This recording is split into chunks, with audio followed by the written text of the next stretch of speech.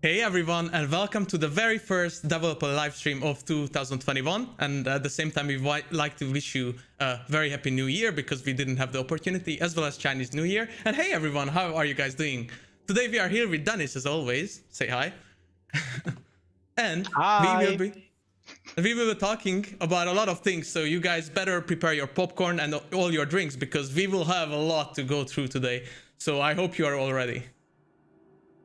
And yeah, let's dive into it, Dennis. And let's start off with a very interesting topic, which is Hunt's 3rd anniversary, which just happened this Monday. Everyone. 3 years now. 3 years. It's amazing. Exactly. So as you may know, Hunt came to early access in 2018 on February 22nd. And yeah, as we said, this is our 3rd anniversary, and since then so much changed in the game, and we will show you a really cool video which you may have seen in a bit, and we will look at all the or most of the changes that we went through.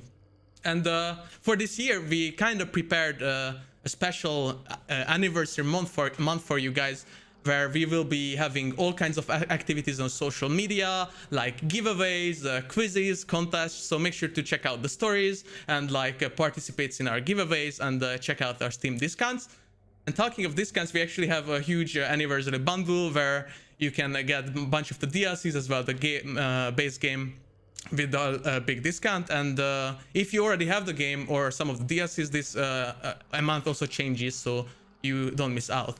And in addition, we also have some really cool merch for you just for the anniversary. And we also have the Trade Showdown t-shirts available in our store. I know you guys been asking for that a while, and now it's all available. So make sure to check out the Crytek merch store and look at these beautiful t-shirts though. Like, look at them. Yeah. The left one is my motto. I'm definitely gonna get one of those. Hunt give it, Hunt take it away. Yeah. Sometimes more than the other. They are super badass, and they are only for the anniversary, so make sure to check them out if you want something. And as I said, representing the trade shirts, I have to get one myself as well. And as we said, we had so many changes in the past 3 years. We had over 40 updates. This includes the early access updates as well as our after 1.0 release updates, and but not including the PlayStation and Xbox patches, so just updates in general for all platforms. And obviously this included so many things like weapons, bosses, a new map, times of day, variants, game modes, and way more. Dennis, what is your favorite thing that we added? It's very hard to say. I think the best thing for me personally was probably trios. That's the one I think that changed the game so drastically in such a positive way. So I really like trios. I still remember that there was no dark side boost in the beginning. Hunters didn't start with the same amount of health and stuff like this. So it's kind of an insane journey if you think. No fall damage, like what? Crazy. But yeah, and as we said, we have a really cool little video for you guys to show. Maybe you have already seen it, but let's take a look.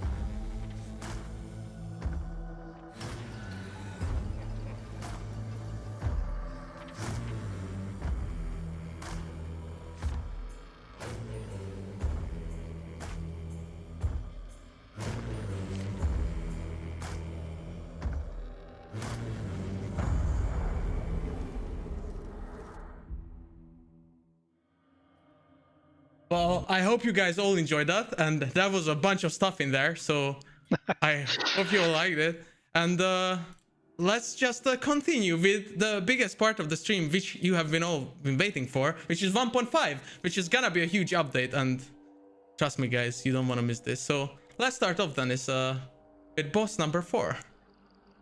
Yeah, and just show the slides there. Exactly.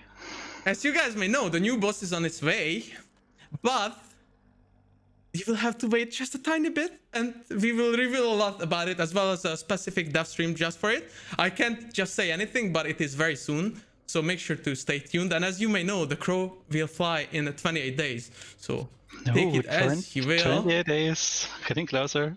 And now guys, just pay a lot of attention to your screen, prepare your screenshots ready, because just look at that, okay?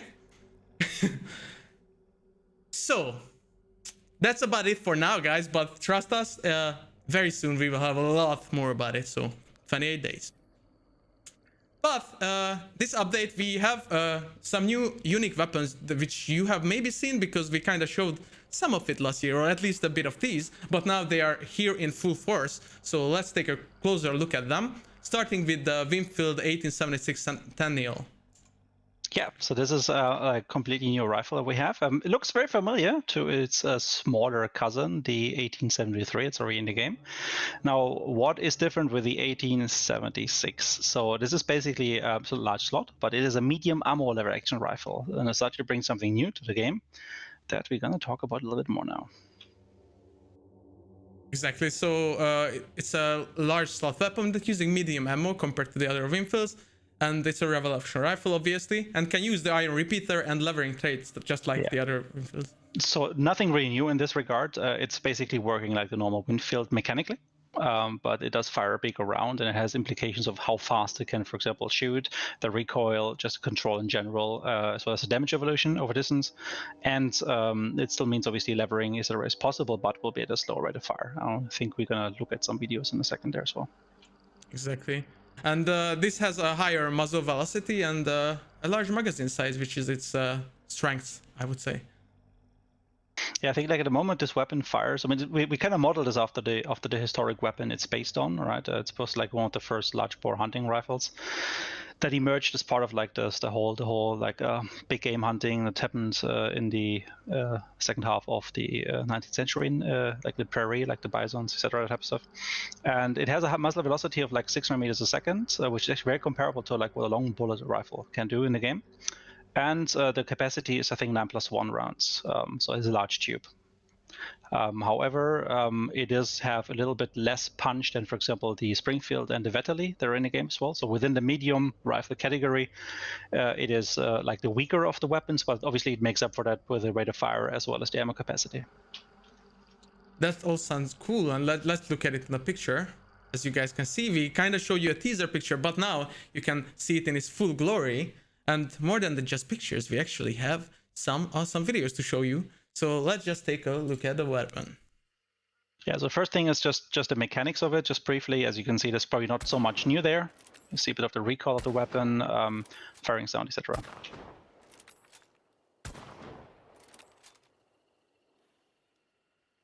It sounds really cool though, like pretty punchy. I can see like the reloading takes a little bit longer. It's just a bigger bullet that has to be pushed inside. So everything is a bit slower, a bit more common. It's like a slow-mo Winfield almost. And then as we go to levering in a second, you're gonna see like that the rate of fire is also like not that fast compared to the normal ones. You can tell here as well, it's slower. I mean, but sounds very beefy though. I like it.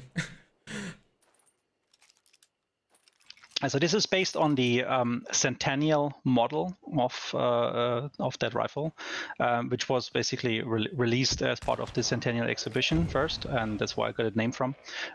It's basically a bit of a musket shape in terms of like it has a longer foregrip. You can see like the wood extends further out. That's why it gives you like the longer tube magazine underneath to hold the ammunition. So yeah, I think this is actually a pretty weapon, but it's obviously still a Winfield.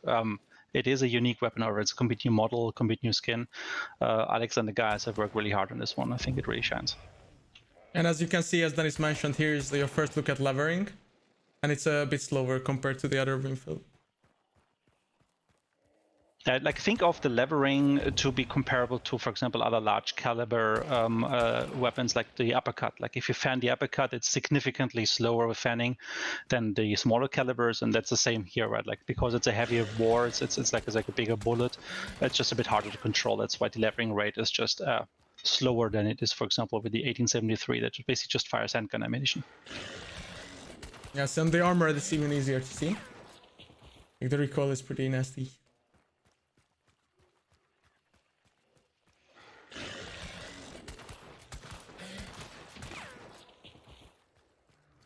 Awesome, but that's not the only new weapon we have for you guys. As you may have known, we have yet another Winfield, the 1887 Terminus, which is actually a shotgun.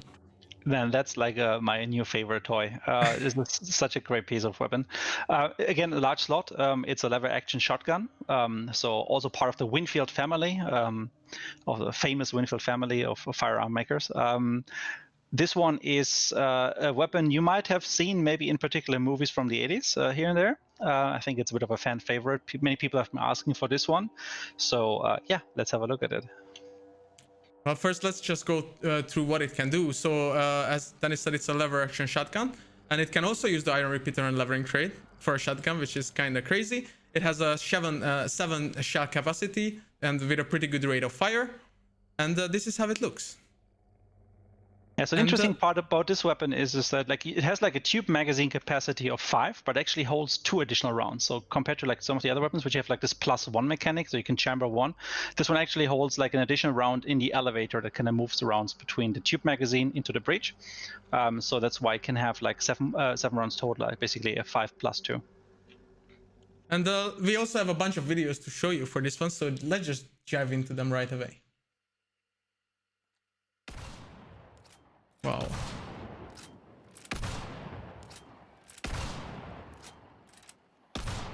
That's brutal.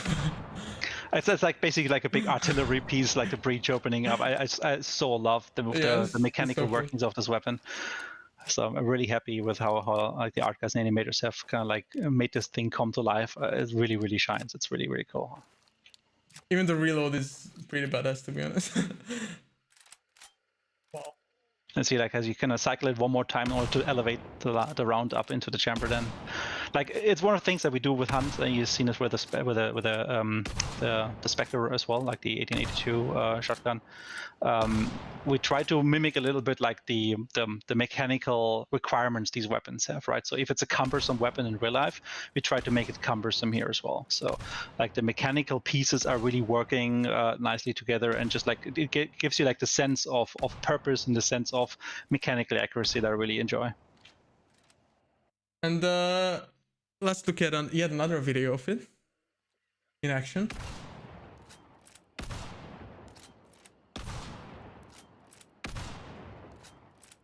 So this is like obviously with the iron repeater round and repeater trade, and then we see levering and bullet grabber. Bullet grabber as well. I really love this animation, and you can really see as he's reloading this one, like how he's just cramping these rounds in there. Just placing one on the elevator and then one more in the barrel. Close to 7 rounds capacity. Really, really nice. I love that. It takes pretty long to reload it though. Yeah.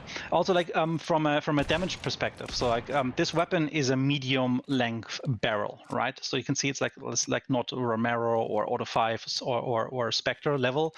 This is more similar to like the barrel length that you see on the Rival as well as the Bayonet Spectre.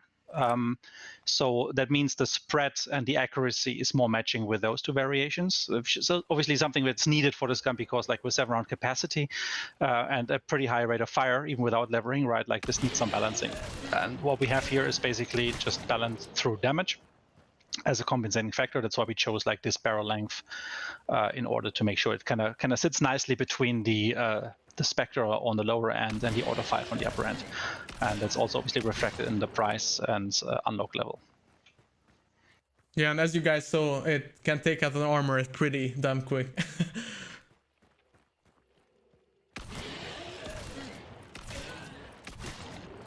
So I guess this will be a good choice against the new armor types, because you don't want to punch them that much.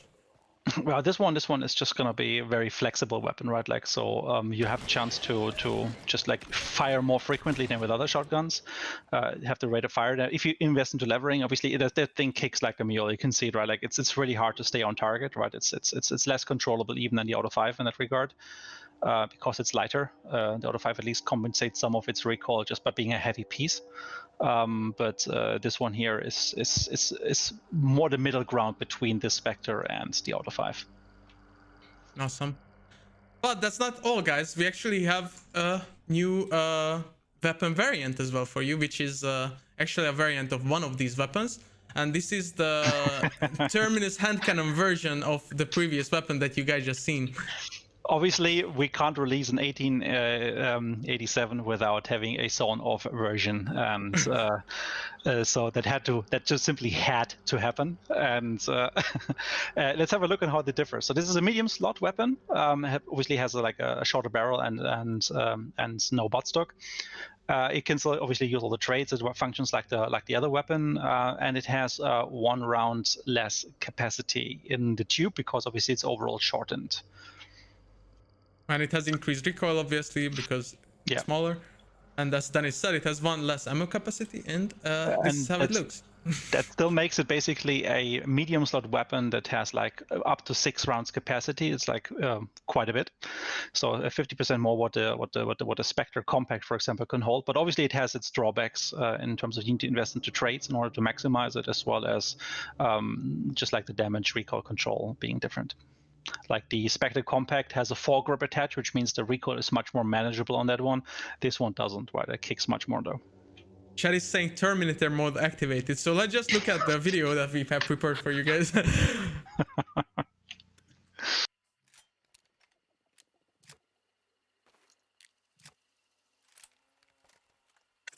And yes, that had to be in there. Yes. Let's just look at it a few times though. Too cool. So it's like basically there's the flip spin cock thingy there. We need that to be in there. That just had to. It can play randomly, so once in a while it's going to be the normal reload as you see in the full version, and once in a while it just plays this one here, which I think looks very amazing, and I'm very happy how this turned out. And I can see from the chat, so are you. Yeah, it seems like the chat really digs that one, so I'm glad. So that's pretty amazing, guys. But this was just a small part of what we have. We obviously have some new legendaries as well for you guys. Starting with Calamity Jane, which is the Centennial's legendary version this time. And it's gonna be for 400 blood bonds in the in-game store. Yep. Do you want to read the text again? Sure. It's too small for me. I can't read it because I'm looking at your preview here on my separate screen, so I would not be able to read it out.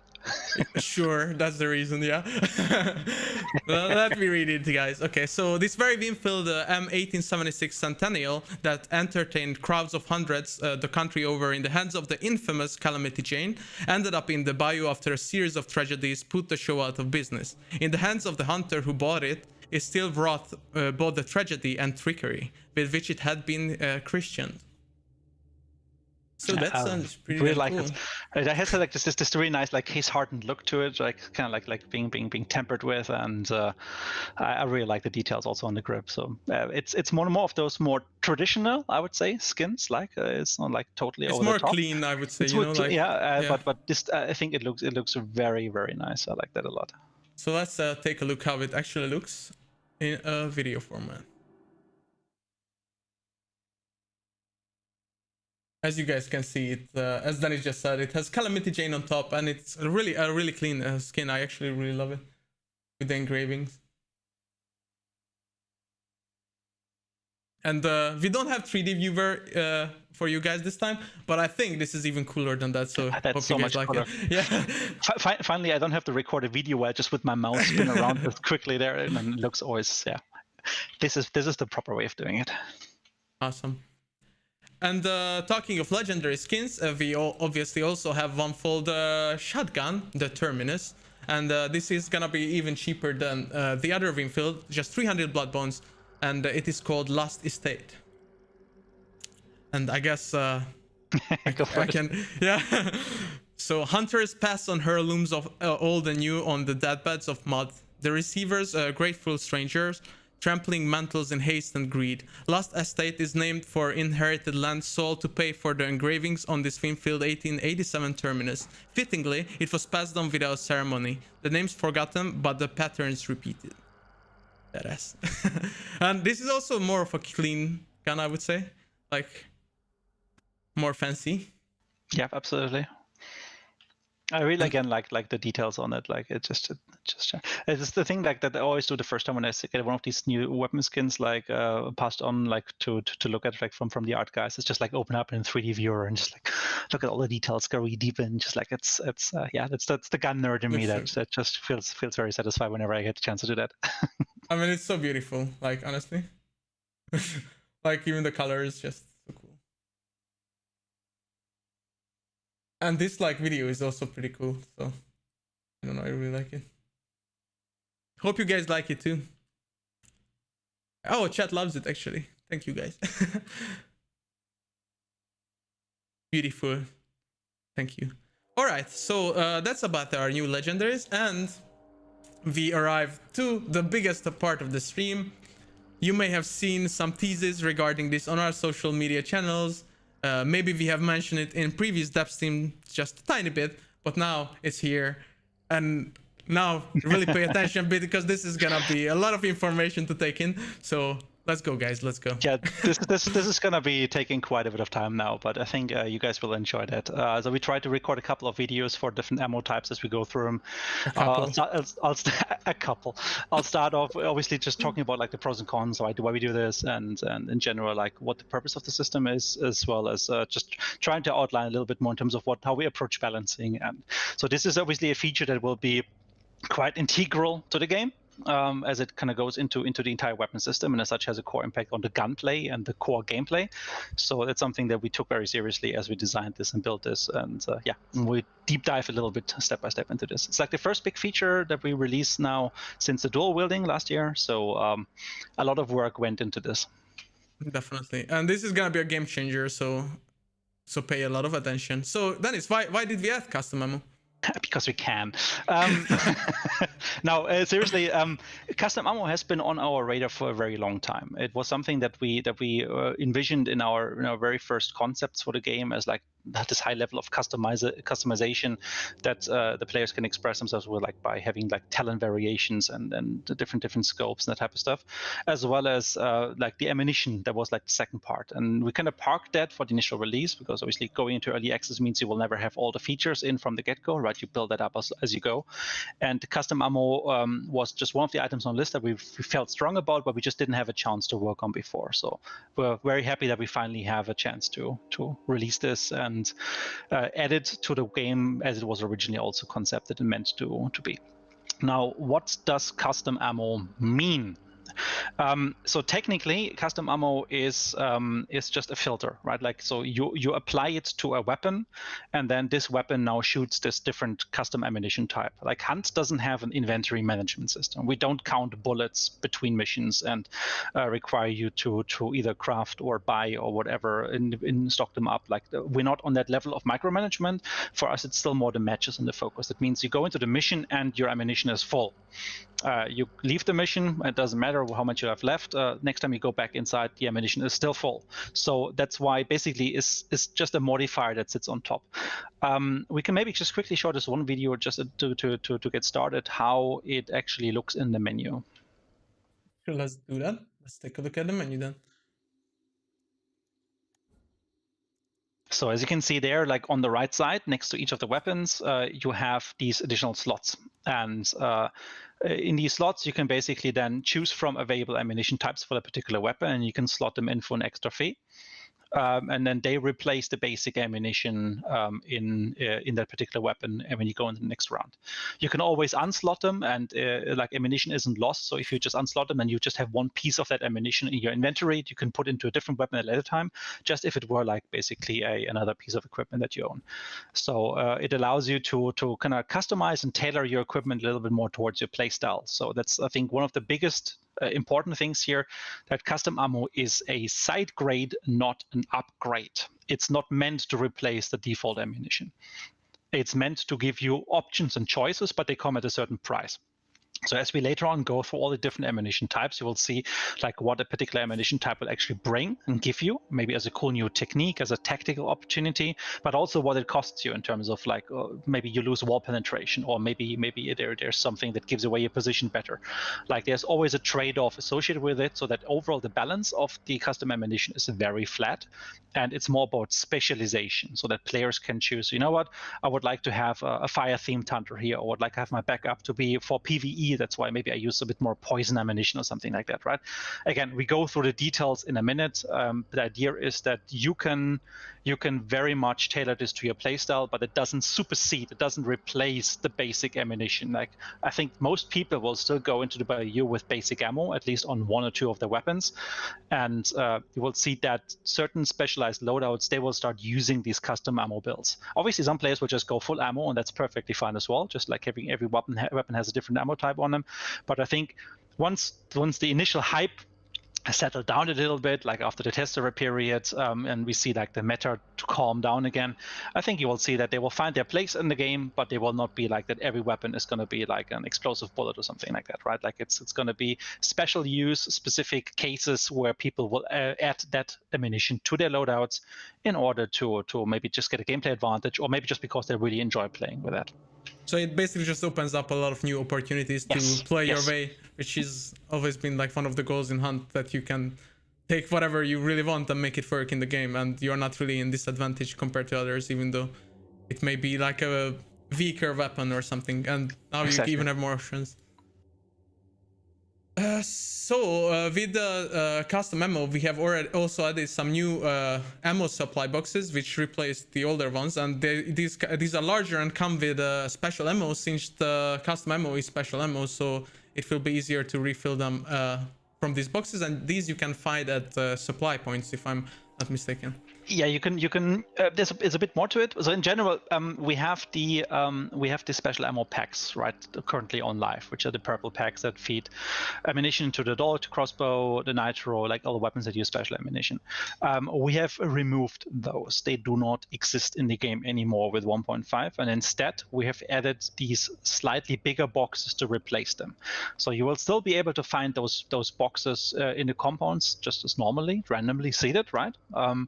And they only hold minimally more ammunition than the old packs did, but they're more visible, they're more prominent, and it makes more sense for some of the bigger ammunition types to actually be physically placed inside of them rather than the small little cartridge packs, right? I mean, it was always a bit weird even with the crossbow bolts fitting into the small packs. So we just did a pass on that, so it feels easier to spot, nicer to just like place them in the world. And to the point that you just raised there, BD, you also have a guaranteed spot now with supply points where you can always find one box lying around. Now, people might at first go like, but the Dolch is going to get more ammo now. People are already saying that, yes. It's not. Okay, I was expecting that. Yes. Now, to fuse that, it's not actually, because there is a lot more mouths to feed now. There's a lot more competition when it comes to the custom ammunition. So that I think those people who at the moment are very rarely getting contested on their special ammunition pickups now actually have more players with special ammunition requirements because they bring custom ammunition that might have taken away some of these boxes already by the time you get there. So I think if you take a look at the numbers there, you will see actually that probably you have a reduction in extra ammunition availability. Again, depending on how many people bring special ammunition required weapons through custom ammo. And we will have an image of it in just a second after this slide, so don't worry guys, we will show how it looks. And yeah, so for the custom ammo, as it's a huge change, we needed a lot of balancing on it, obviously, because it changes basically the whole gameplay, and I hope Dennis can explain a bit about that. So as you know, like we normally when we release a new update, we're on the test server for like a week or two, depending on the issues we find, the feedback we get, etc. And that's still very much true with this update. However, we felt that this would not be enough from a balancing perspective to really be on the safe side when it comes to custom ammo, just because it is such a like big feature with so many different like weapons across the entire arsenal being affected by it, that we thought, like, you know what, that's 2 weeks of test server is not going to be enough for that. That would be crazy. So what we did is we started reaching out to some people inside the community, primarily those also available obviously for our office times, because the playtesting had to happen while we at work, right? And we had a couple of sessions over the last weeks with them where we basically exposed them to the custom ammo and the new weapons, and just got a lot of feedback from them, and had play sessions together, observing and making sure that we can get more days of actual feedback out of this before it even goes on a test server, to make sure that we're already in a very good position balancing wise, and we don't just throw this out there and then just basically everything explodes. So yeah, again, thank you very much to the testers.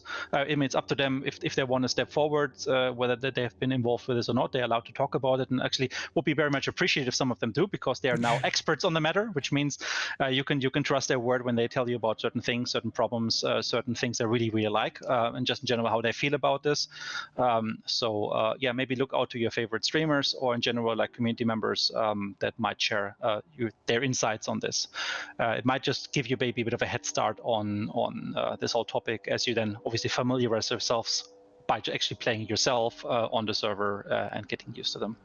So yeah, big thanks again to the testers. It's something we want to expand on in the future, definitely, because it has been a very positive experience for all of us, and I think the testers also very much enjoyed it.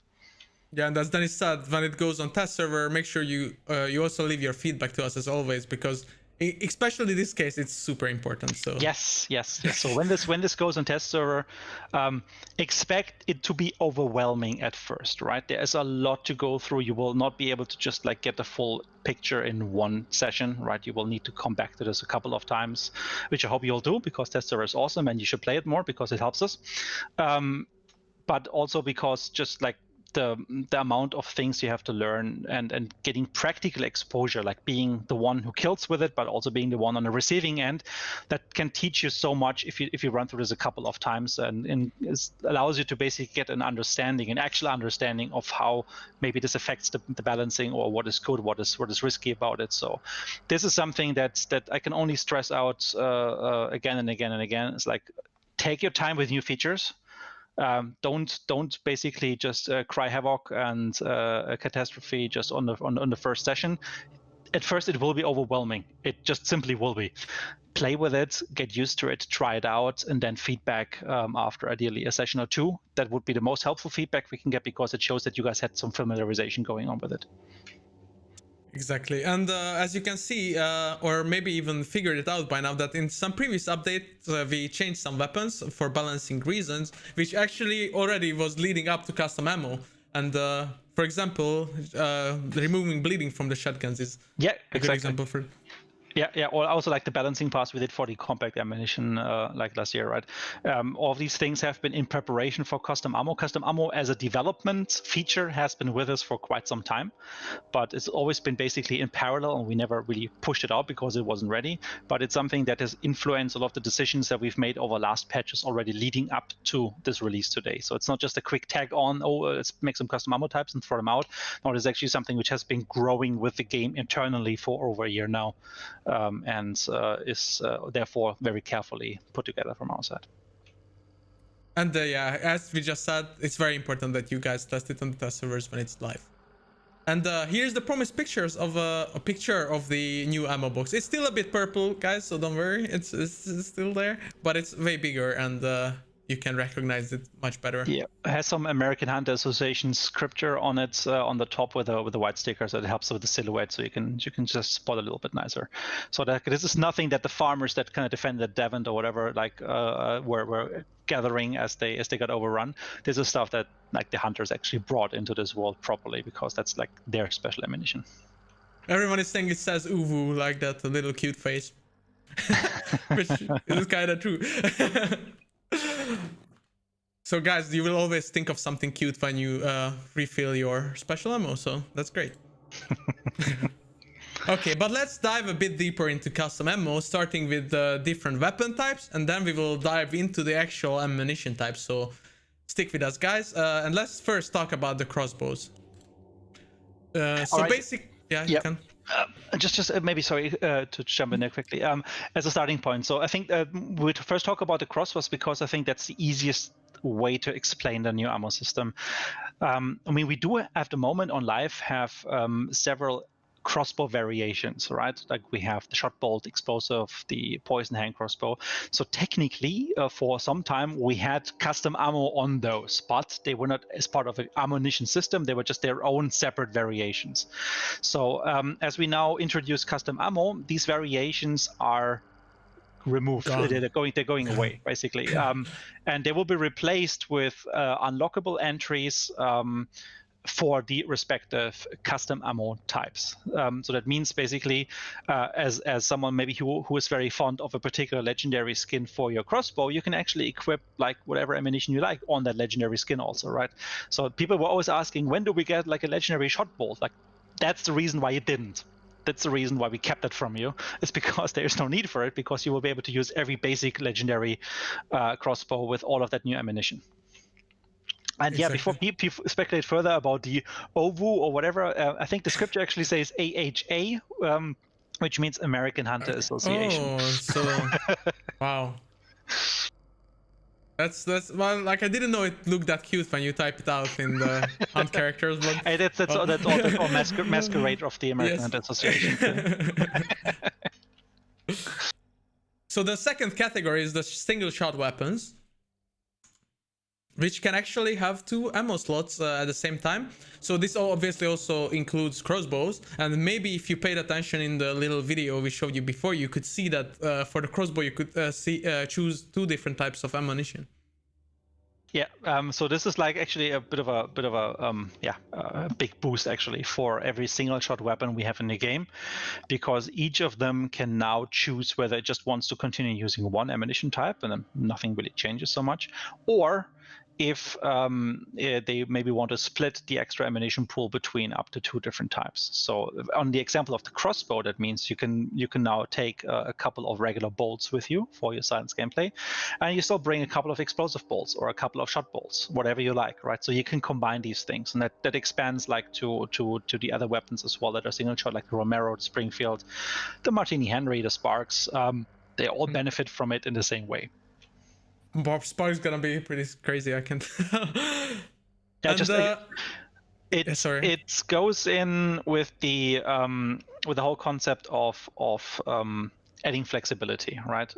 Players have a chance to finally pick not just one type then, but also like multiple for maybe different places. They might bring one ammunition that is more for the PvE part, for example, like just like maybe poison again or something like that, and then maybe they bring one for either a support role or maybe against players. So then being able to just like tactically swap between them based on situations, I think that's going to be a very strong part.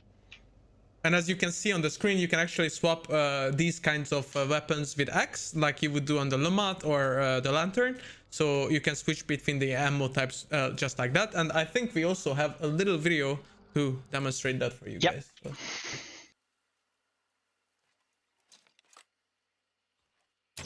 As you can see, like you just press the X button on any of the single shot weapons, and then if you have 2 ammunition types, you can basically just like replace one for the other quickly. Pretty cool. That explosion in the beginning though. Yeah, so yeah, pressing X is the way to swap this, just as you would be doing it on the Lamont, for example. Yeah, so by default it's X, but yeah, you can obviously rebind it, but it's the same weapon functionality.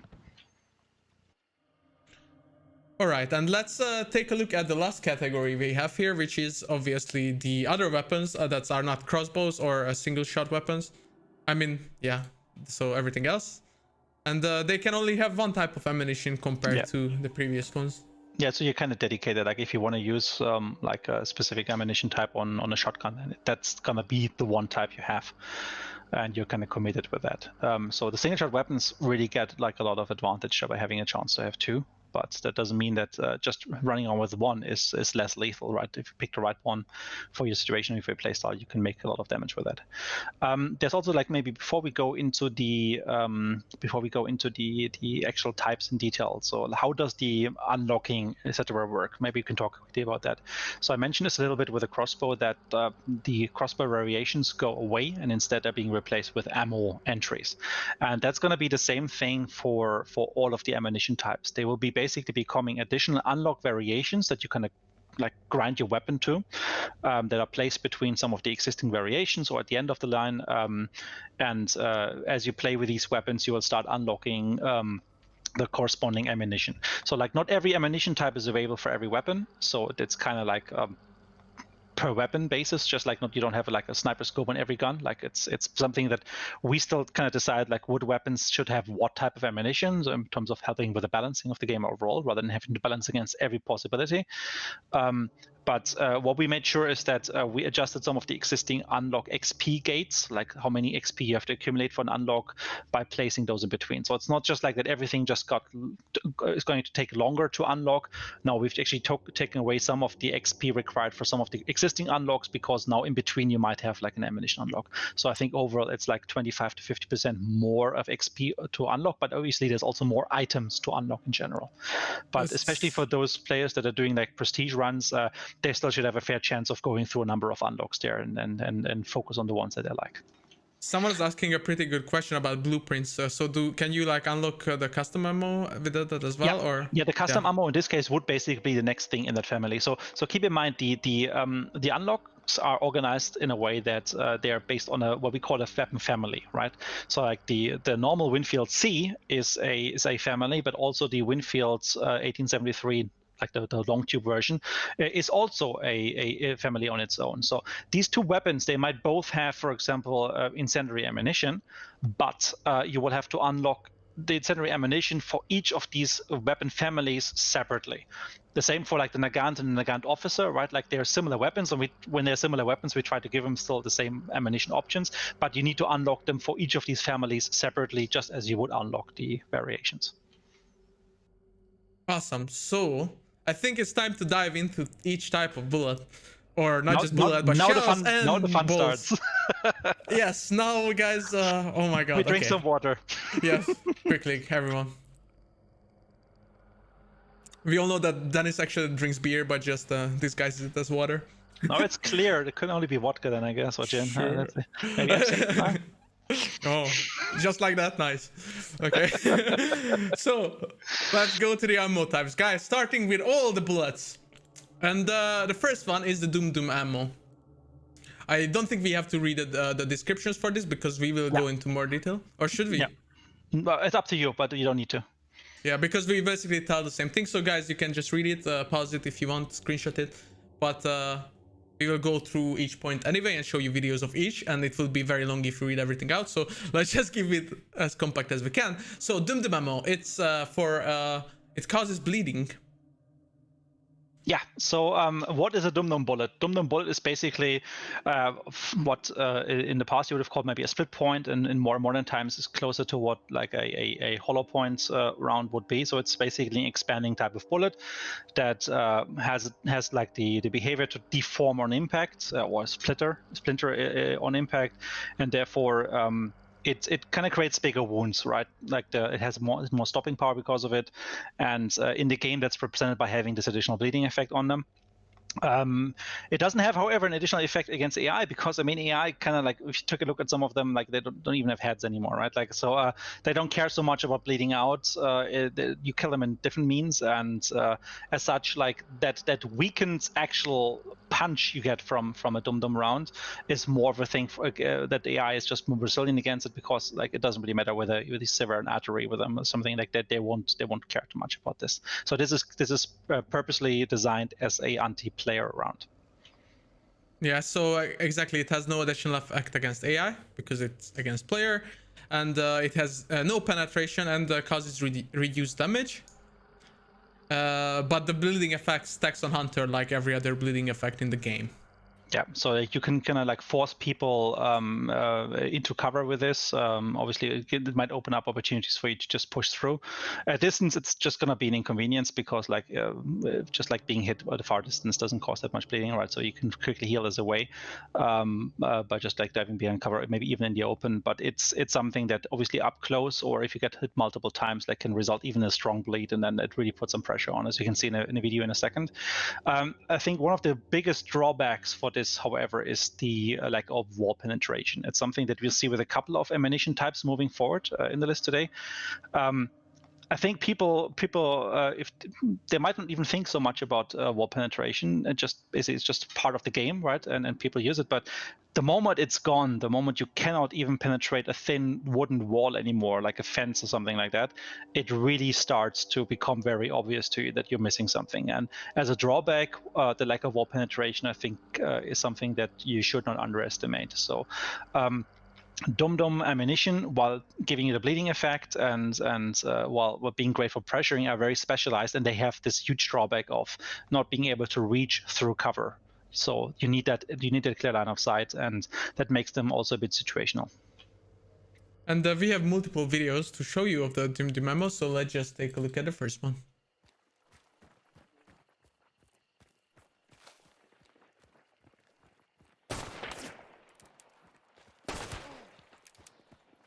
You can see like one hit, so the guy has to bandage up a little bit. Hit him one more time. Now he's pressured, and yes. so in this particular case, for example, I mean, these are set piece recordings, right? This is not from an actual game, so obviously this is all fake, and we're pretending and trying to give examples.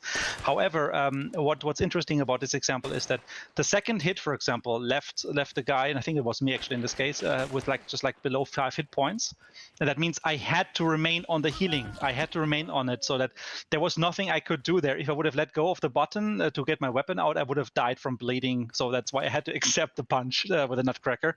But the first hit, for example, was just a little bit of bleeding, so I was able to pull back from it. I would not have needed to instantly bandage, and that was a tactical mistake here in this situation. I should have maybe just eaten that damage a little bit for a moment and accepted I will just bleed for a bit to finish the fight, but I did not, and I misjudged, got the second hit, and then I was really in trouble. And we have another example as well. Ooh. From the... Yeah, so this is how it looks in first person, and then that happens. Nice. People are very disappointed that we are faking the videos, Dennis. Yeah, here comes Fricadelle with a drop kick. Frick! But that would be a double up arrow, probably. I can tell. Keep in mind that you can see for example this one hit there did medium bleeding, you see the 2 blood drips there, and that means you still have quite some time in order to stop to finish the fight before you have to respond to that, even if you're on the last chunk. You can see how slowly it actually tricks down, but yeah, in this particular case we wanted to have that cold jump attack. So keep in mind that if you have bloodless as a trait, for example, that has a very strong impact here, right? Because bloodless never goes above weak bleeding. And as such, having bloodless on your hunter means that you're much more resistant against the pressure from Dum-dum rounds. So might be something to consider for this. Exactly. So let's move on to our second candidate, which is the FMJ, or Full Metal Jacket ammo. Are they calling you Bleedy Boy? Do I get this right? Bleedy Boy. From now on, I guess, yes. But I hope not Dum-dum, though. No, please. That's reserved for me. That's my name. Actually, quite a little anecdote. Why Dum-dum? It's because there's a place in India, it's Dum-dum, where the British Army back then had an arsenal, and they did research on these type of ammunitions there. That's why the first iteration of these split point type of weapons kind of came to be as a name there. Okay, so Full Metal Jacket. Greatly increased penetration in comparison to our last one. And yeah, so this one does the opposite, right? But it also comes with a slight damage reduction and reduction in the bullet's velocity as well. Yeah, so basically you're putting a much heavier, much more sturdy bullet tip, like projectile tip, in the weapon, and as such, obviously that takes more force to propel, but it actually has a much more power as it impacts. And what it means is like the shape of it, as well as the overall design, means you can actually punch through walls that maybe the normal weapon, if you don't have a full metal jacket ammunition on it, cannot pass through. It means, however, that like the whole round just has like a slight reduction there. The bullet velocity is, I think, the biggest drawback here, because it actually means that you lose quite a bit of speed, and even on a revolver that might have like 300 or so meters per second, which is already on the lower end, like that drops to like 200 something or so. So like at distance, you will have to lead targets much more drastically. So there is a price with the full metal jacket ammunition. Let's have a look at the video. All right, we have multiple, so let's start.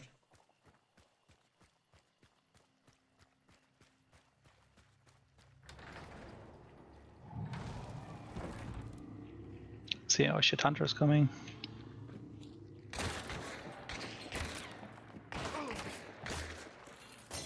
That is scary though. Oh my.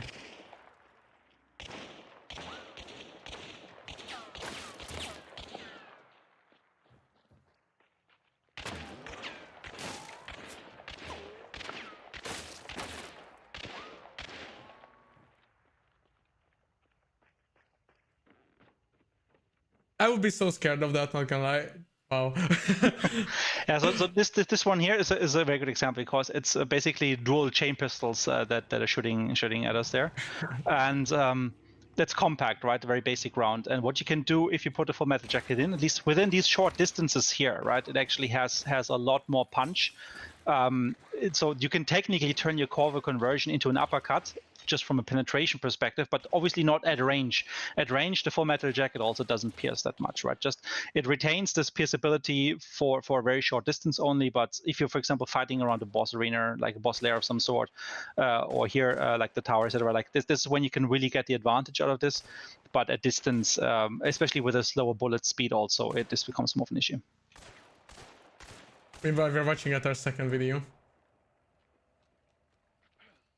where it's an annoying sniper timer, and finally you can just kill people through it.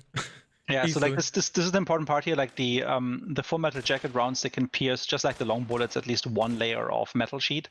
But only obviously at a very short distances. Like if you were to fire at this tower from a distance with the pistols, they would just basically ricochet off. There's no chance. But close range, you have a bit more option now to pressure and give people a bit more of a harder time there. You can see like normally against that good conversion, that metal sheet here would have been just perfect cover, but now it's not.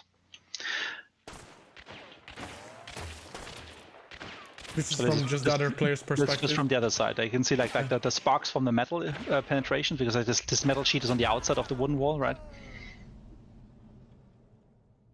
That is really scary.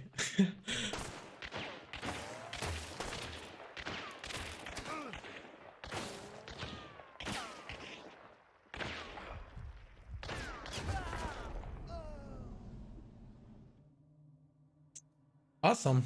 So that was the full metal jacket, guys. You're not safe anymore. There's maybe a point to bring up here. It's something I think we wanted to talk about when we went through the full list, but it might actually make sense because I can see some of the discussions in the chat. Special ammunition. All of these custom ammo types are special ammunition. That means all of them, like each of these types, has an inbuilt basically drawback on its own, and that is it cannot resupply from regular ammunition boxes. Every time you decide to not bring standard ammunition, but to bring instead any of the custom ammunition types, your behavior of reloading will be the same as, for example, if you had the Dolce or Nitro or crossbows. It will mean that you will run out of ammunition a lot faster. So while you will have some advantages with these ammunition, obviously also the drawbacks, each of them will require you to be much more careful in terms of how you use it. You will not be able to spam at the tower and that type of stuff like we do in these type of videos here, right? In practice, you will be out of ammunition after that, and then you will have quite a hard time to find ammunition unless you brought an ammo box yourself. So that drawback of not having like a reliable ammunition source will be a very strong limiting factor for everything custom ammo. Exactly. And with that, we can also move on to our next variant, which is the high velocity ammo. So as a comparison to the other two, this has a higher increased bullet speed. Obviously increased recoil for the price as a negative, and it's more PvP focused as the bullet, it just travels way quicker than normally. And yeah, like so this basically is just a hot loaded round, but it has like a bit of drawback, obviously, because it's gonna cost much more of a kick when shooting. This is something I think currently is only existing on the compact, on some of the compact weapons. Like I don't think we have a medium or a even a high velocity one that is just very high velocity. Sorry, a long ammo one that is high velocity. So this is something that you will see like can boost, for example, like things like a Winfield marksman, right? Like so all of a sudden you have a chance to just like lead targets differently with this. So the boost in speed here means that it basically almost goes up one category. So like if the Winfield has like 400 something meters a second velocity by default with the compact ammunition, with a high velocity round, this goes up to like I think roughly 600 or so around, or 500 something. So it actually gives you a jump into the next category. So it's a similar behavior as you would be already familiar with, like leading like a Mosin Nagant or Lebel rifle, or and also the new Centennial Winfield that we're releasing with this update. So it just gives people a chance to maybe just like move between different weapons of the same leading behavior, and just opens up some options. But obviously also with the right ammunition, like Winfield sniper can become a bit more of a menace at even mid range than right now, because it's much closer to hitting the target after you fire the shot than with a 400 meters a second rounds. Awesome. And before we move on to the video, someone asked if the full metal jacket can penetrate hunters or not. The full metal jacket cannot penetrate hunters, but we'll talk more about something that can later. Oh. All right, let's see a video of the high velocity bullets in action. Yeah, so in this case, we use the carbine, officer carbine. So you can see there, like basically the shooting behavior, like it's not guaranteed, but it's a little bit easier to lead a target. But obviously, with just that limited amount of extra ammunition that this weapon has, you better make those shots count, because it's hard gonna be find like additional ammunition for it.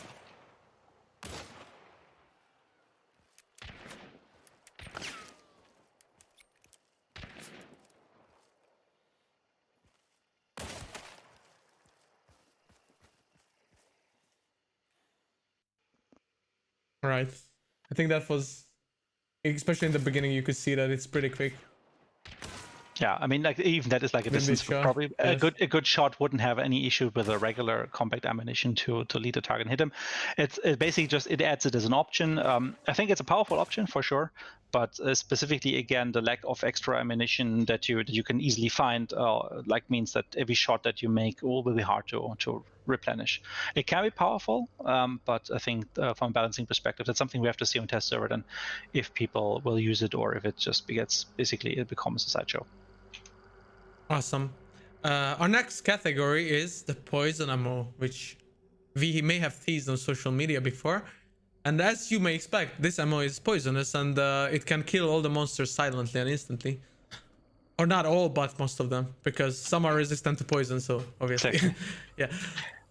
And so this is what we call more of a PvE round. So this is something which is designed to be more effective against the monsters. Obviously, there's still use for it against other hunters, but I think you can agree that, like, especially for players who like stealth, like this is going to be a major upgrade, because like you can basically, without even doing headshots, like if you just shoot a grunt in the foot, basically the poison will come to effect and he dies and falls over instantly. So this is going to be very, very powerful, and it's again something that many of these custom ammo types that we talk about today have, is like they're actually very powerful against AI in general, but again they're limited. Like if you feel that you want to use a precious poison round, of which you have only so many with you, right, like against a grunt, sure, do it, but I think it comes down to being careful and picking your targets rather than spamming and shooting at everything, because you might run out of ammunition the moment you actually need it.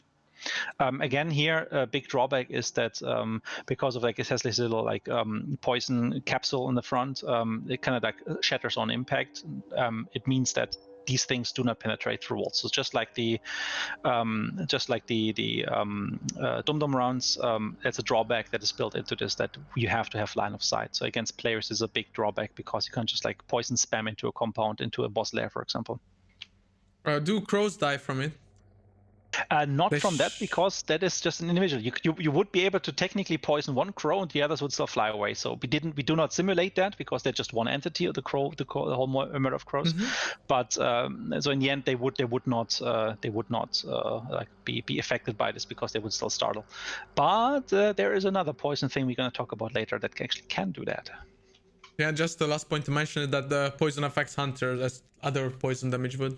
So it just similar. I mean, the level of poison again comes down to what type of ammunition it is. Like a compact poison poisons less than, for example, if you would have like a long bullet, like the Sparks, for example, can have poison rounds, and that obviously is going to be a much stronger effect. We'll see a couple of examples in the videos. Yeah, so let's just take it. And we actually have a bunch of videos of this one, so this will be against AI. Most of these special ammo times have a bit of reduced damage. Like the Dum-dum is most significantly, but poison also obviously has a little bit less base damage to begin with.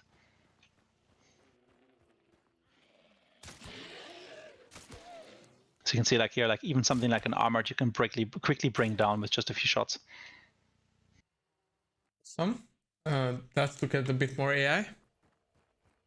So I think like something maybe new players, especially also solo players, might appreciate. Just it gives you a lot more options to quickly dispatch of some of the maybe more harassing AI types. Oh my god, that's so nice against the emulator. And it's poison, so you don't pierce the skin. It doesn't penetrate, so that's why it doesn't go up in flames. That's amazing.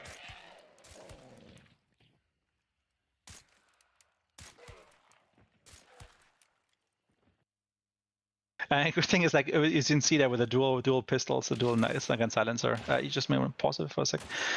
With a dual silencer, since you only need to hit the legs or any body part, like it's actually much more effective just like in a dual setup, because as long as you hit them anywhere, they still get the damage from it.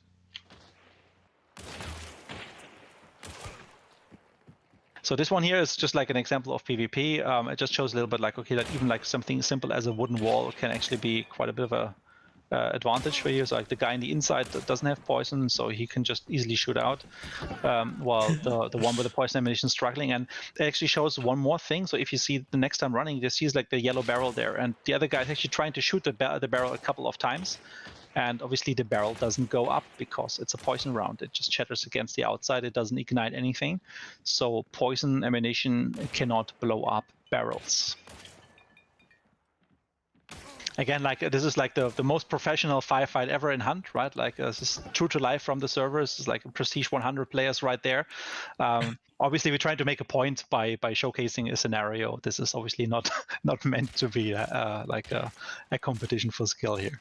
Then here the same thing. Like, oh look, the guy wants to basically shoot at the guy, wants to even take a chance at the barrel. Doesn't even manage to get the lamp. Uses another different weapon in the end. So you have to hit people with it. You won't be able to blow up any of the barrels like so. So additional tricks, etc., are going to be tough. Now he actually managed to score one more hit, so he's poisoned. And in this particular case, bam. Again, a gun slap. Wow. Yeah, they happened quite a bit during recording. So yeah, this is again just to prove the point. Like poison ammunition is very specialized, right? Like so you want to hit your targets. You can't really do much in the environment with it. It doesn't penetrate, and also like the barrel's fine. The lantern would have actually blown up if you would have hit it, because that's just glass that shatters, right? But and there's already a flame in it, but the barrel's no chance. Smack. I love that. And then we have a last video. Yeah, so this is like with the Sparks with a poison round in it. It's just as a regular round here. Now he's swapping out for a poison round, and see the emulator go down in one shot.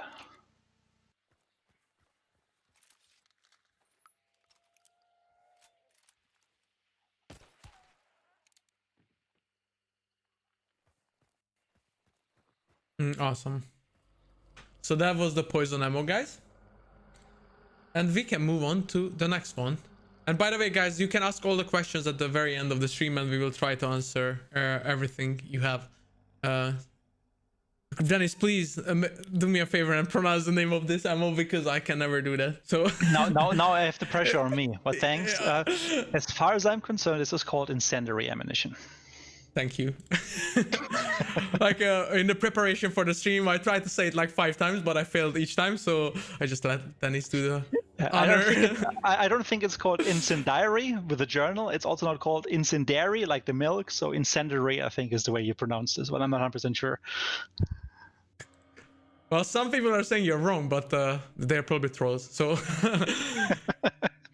so this ammo burns hunters' health bars and sets them on fire slowly, and it stacks up like all other fire damage in the game. So, as you can tell, this is a very fiery ammo. There we go. Incendiary, they say. Incendiary. Well, no one agrees on this. The flame bullet, yeah. Exactly, and it sets monsters on fire. Sorry guys, my cat came. And again, it has reduced damage and no penetration, just as before with the poison ammo. Yeah. Which had no penetration again, but this set things on fire, so... Yeah, so this is actually interesting. Like, if you remember a very long time ago, some of the veterans might remember that. I think we removed this around the 1.0 changes. The long ammo was able to basically instantly detonate barrels. There was just a trait of long ammo back then, and that allowed obviously people to do ambushes by just using an uppercut to like blow up like a barrel where the hunter is passing by.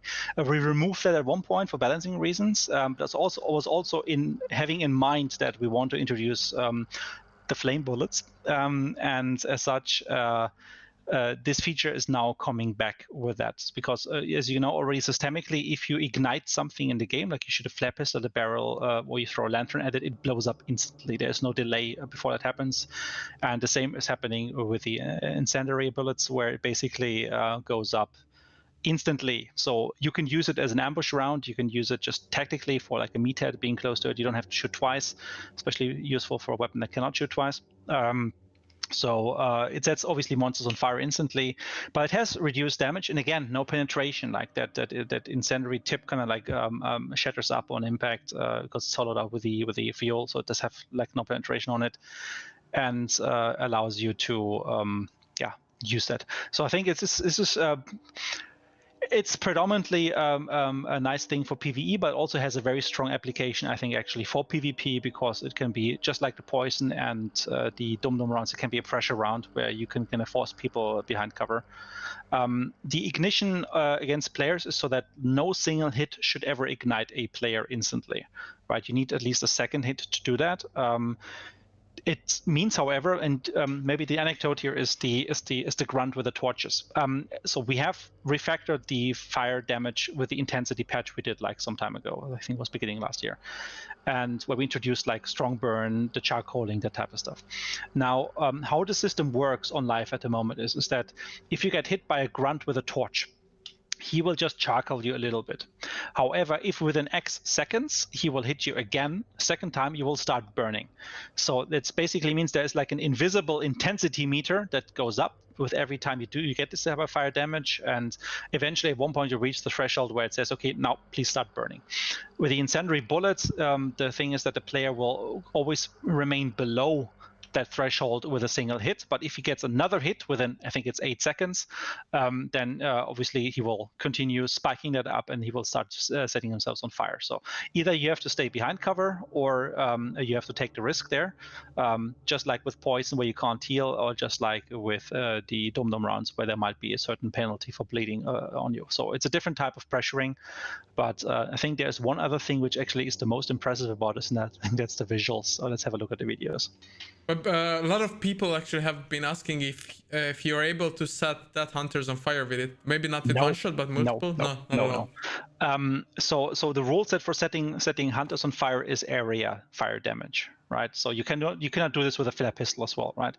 So you cannot set hunters on fire. And if a burning person dies, the fire goes out. It only gets back on if he died inside a fire patch, right? So that should be rather safe. There's nothing to worry about when it comes to burning hunters with incendiary ammunition. Awesome. And as Dennis said, then let's just take a look how it actually looks in game. Obviously night map, so you can see it better.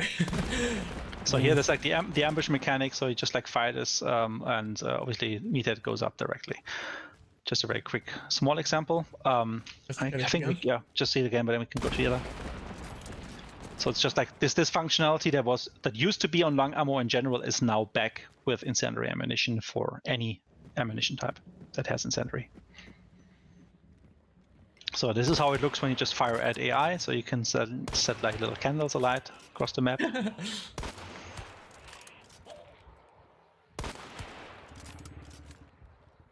And one thing that doesn't come across so nicely here in first person is obviously that there is a visible tracer. Every time you fire this, there's actually like a proper tracer being fired out, and that's a major drawback if you want to remain unseen, because obviously that gives away your position. People are asking if it's a new fire effect or no. On the grunts, the impact is different. So it has a custom impact, but like when they actually start burning and burning down, that's the regular what we've seen so far in the game. We have a bunch of videos of this actually, so again, like if you want to use incendiary ammunition for purpose like igniting grunts, be my guest, but it's a bit of a waste of ammunition probably. As you can see here, like at daytime, the tracer, like it's basically just like two people with incendiary ammunition firing at each other a little bit in a mock battle. So you can see like this is one hit, so there was like 5-7 charcoaling happening there from the hit. It just takes the normal time to recover. In this case, the entire hit was weak. So it didn't even take away the 50 chunk, right? So there's a damage reduction there, but obviously the disadvantage is that if you get hit multiple times. So in this case you got hit again, but enough time has passed, so you did not set yourself on fire. But now you get hit in a much quicker time, and now it's actually starting to get you on fire. So that's the big risk. That's the part where you have to be super careful, because that's obviously when you can get pressured quite a bit, and you have to be careful. The important part is, again, every wall is safe. Even a wooden fence is safe against sheltering you against these rounds. So you just have to use cover also a little bit differently there. Are you guys like mimicking stormtroopers right now with the laser weapon? Yeah. And someone was asking if headshots insta-kill with Incendiary. They do systemically, like so the damage is a bit reduced, so I guess also the effective range for headshots is slightly reduced, but if you hit them in the head at a certain distance, you still be able to kill them just like normally you would. So let's move on to the next one. The same fight. Yeah, I mean, obviously people were trying to miss here, right? I mean, the whole point was to show the traces, guys. Yes. I mean, that's brand new, so it looks really cool as well. Oh. Like he was trying to uppercut rush me, and a great situation happens. And he chose wrong. Aw. Dead by a grunt. Show that one more time, maybe. Oh, okay, we can go back. Oh, no, stay here, stay here. It's too late. Yeah. So, what the hell was that? So we can figure it out. In this particular situation, Incendiary Aftermath was trying to open up on us. There was a barrel right next to them. The barrel was ignited with our incendiary round and instantly died. That's the scariest thing I've ever seen in my life. Yeah. Laser Ultimate. So Aftermath with incendiary rounds, you might be asking now. Well, let's have a closer look, Benz, shall we? Yeah. Let's see.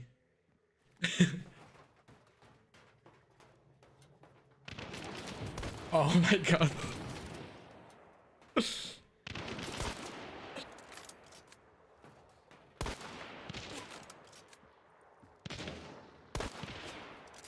And there goes the extra ammunition. Now it's back to the uppercut.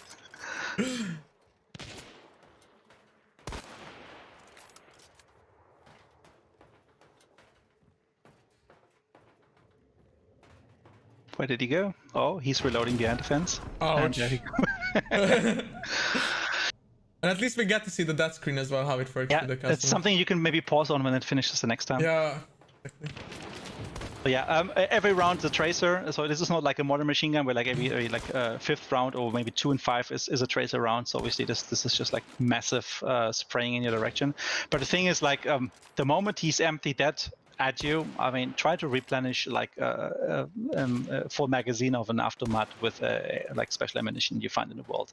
So you're probably never going to see that weapon be fully loaded up until the end of the match. So, but it's very, very impressive. This is more of an example. It's more of a fun thing for the aftermath because practically it is not really that useful, right? You would probably use it for the regular Mosin guns, maybe on the uppercut as well as maybe like an Obras as a backup. On the aftermath, it works just because it's for the same family. It has to be out of consistency, but it's more of a fun thing. Like it's very, very impressive, but practically I'm not sure if we will see this a lot. And that's just here's the death screen where you guys can see obviously the ammo type. It even shows a picture of the ammo and even in the text, as well as the usual stats you usually see. And you can see it was Dennis actually. Sorry. Yeah, so we basically select the ammunition there, and I think that's important information. So you can make that. If you would open up the damage history, which we didn't do in this recording, you will also then see based on each of the types, what type of ammunition actually hit you. So you can kind of like look back and understand how this fight actually turned out, Awesome. and why you died or why you actually did not die.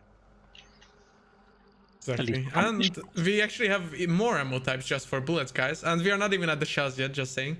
And yeah, we told you we had a few videos recorded. Yes. And that is the Spitzer ammo.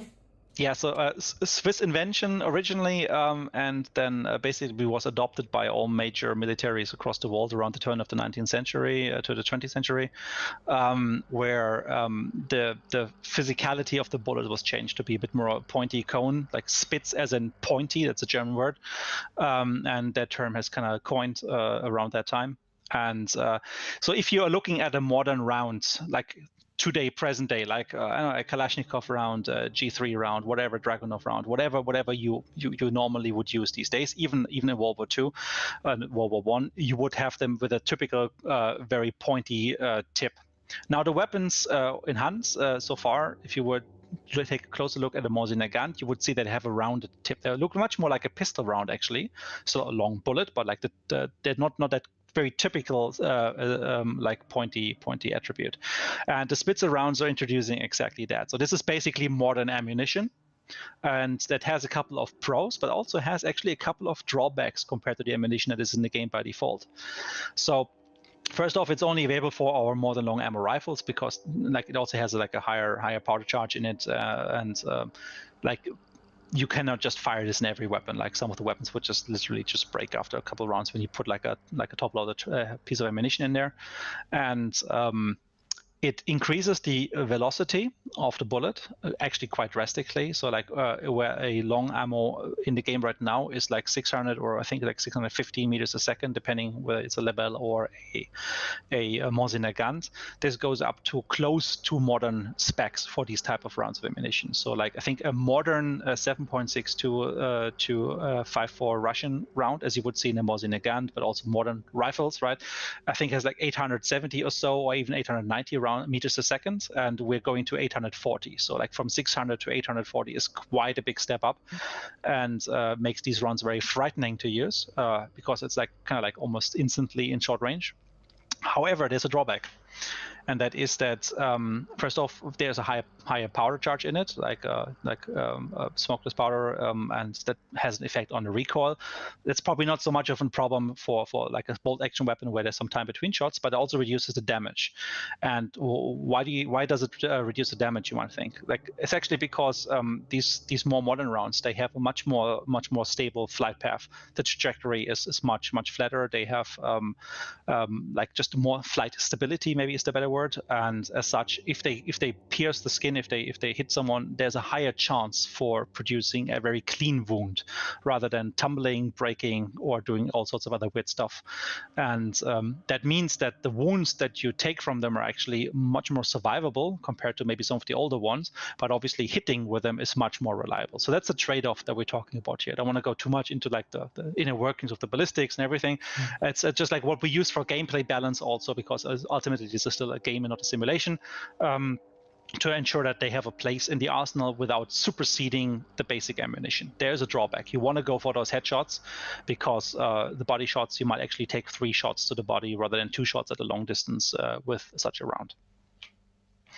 There's also a very impressive like supersonic crack as they pass by, because it's a higher speed even. So if you're being fired at by a Spitzer round, you will notice it is a bit more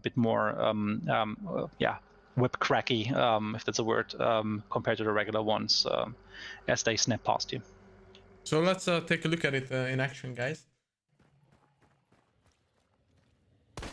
So you can see like this, just a bit of against AI, like so, like the long side of this boat there, like actually the was it like almost 2 meters or so thickness, with multiple penetrations, like that round can go through. You would even be able to hit multiple grunts in a line. So it's just a quick example of like it's just overall penetration just goes up with this thing.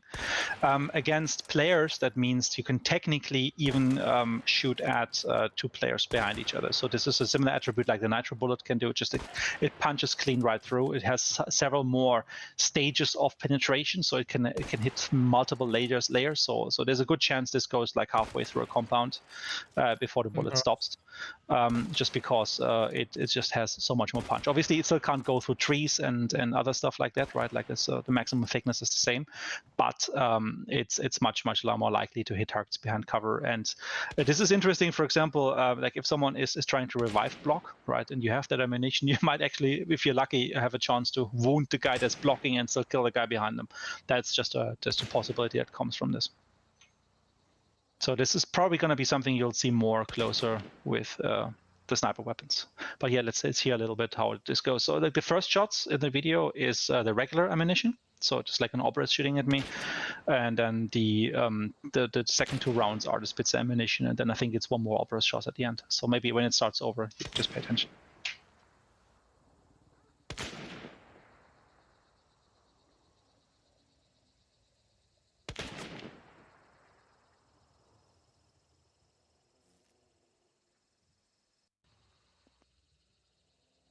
One more time, just so you guys can hear the difference.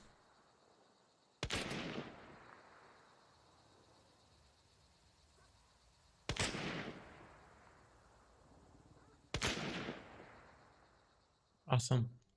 I also see like a much stronger muzzle flash. So it's more impressive the further you are away from the shooter, because like obviously there's close distance that we had in this quick video there.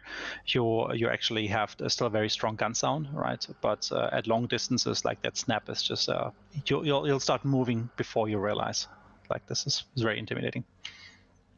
And I think with that we got to the last bullet type, new bullet type, which is the explosive ammo. So as a main drawback of this ammo type is that you have available ammo to use in general, but obviously it creates an AoE or area damage. And that AoE damage cannot one-hit kill people, but it's great against if there's a hunter behind a wall or a window or a door or something like that. Yeah, I mean, obviously we don't want to invent like a nitro bullet that can kill you at every range, right? I mean, the shot bolt at least has a drawback with the ballistics on it, with the arc. It has. So these are more tactical rounds rather than actually rounds that are very much directly against players. So obviously hitting a player with it still is going to hurt plenty. It's very powerful and very impressive, and you don't want to stand close to them. And if you get hit by them, you want to move, because the next round might actually kill you with splash damage, depending on how much damage you took. But you actually, if you bring them into the game, you have a lot less rounds available. Like the extra ammunition is much reduced with those. And we have 3 weapons at the moment that would have them. One is the Springfield rifle, one is the Martini Henry, and then we have one for the nitro. So with the nitro, obviously, like this is gonna be very, very powerful up close, where it actually can kill players because the normal nitro does as well. But obviously, it's to a shorter range than a normal nitro can. But it carries much further, and allows you to, for example, like a sniper, like a meathead at a pretty large distance with one hit.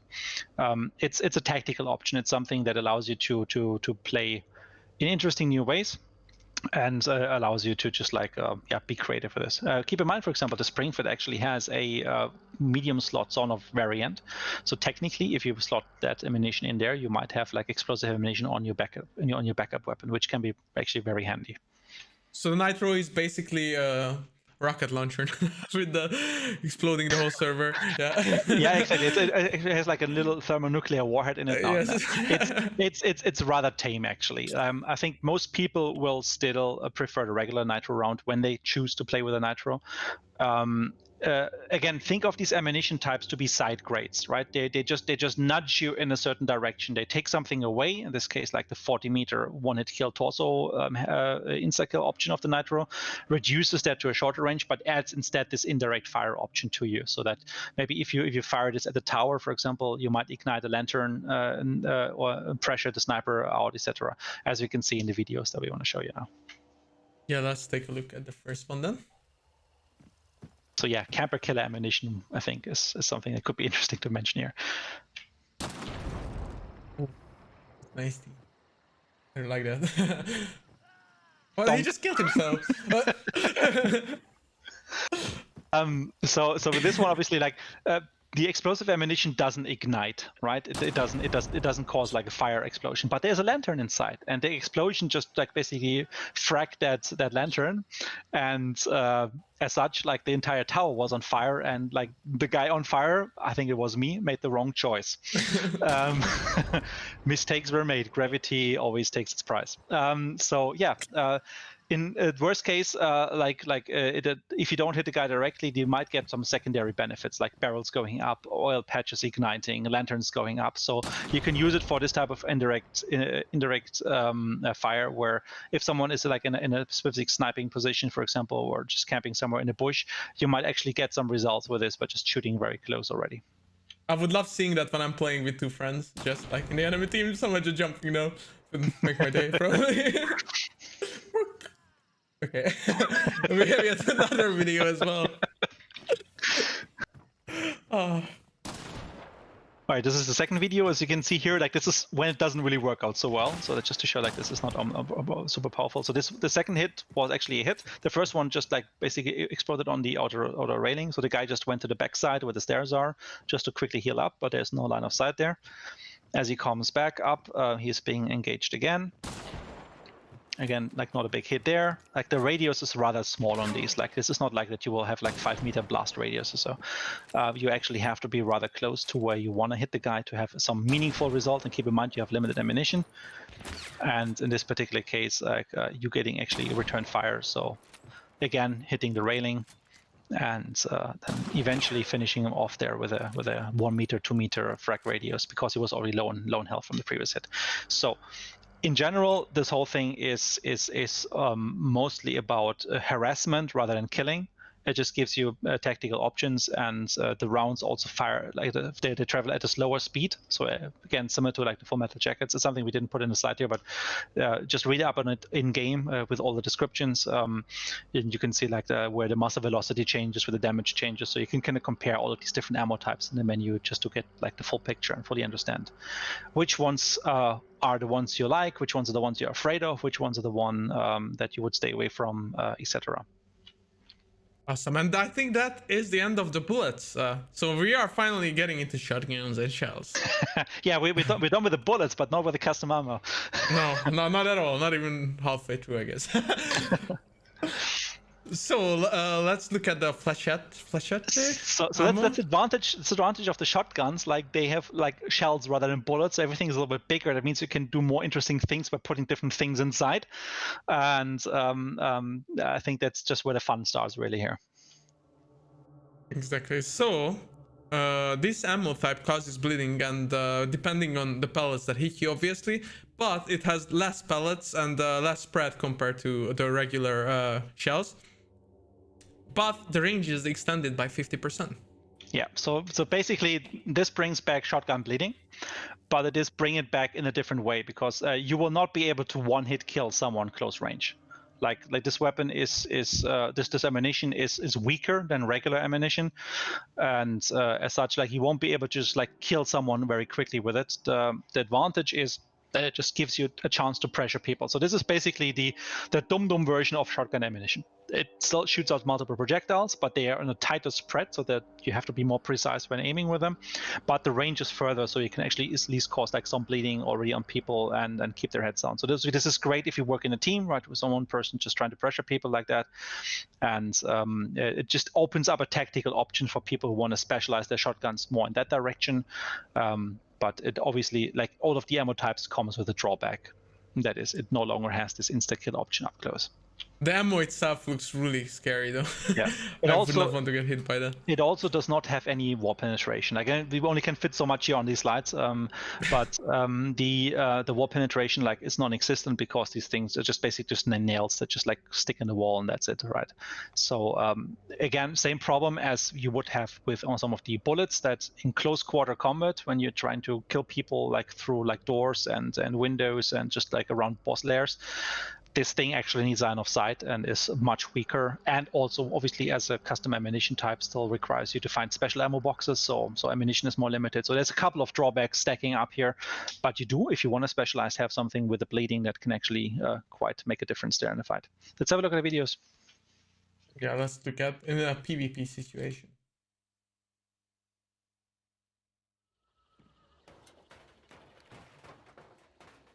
So I see like a hunter just moving a bit of distance there. He's being hit, so he just goes back for cover just to quickly heal up.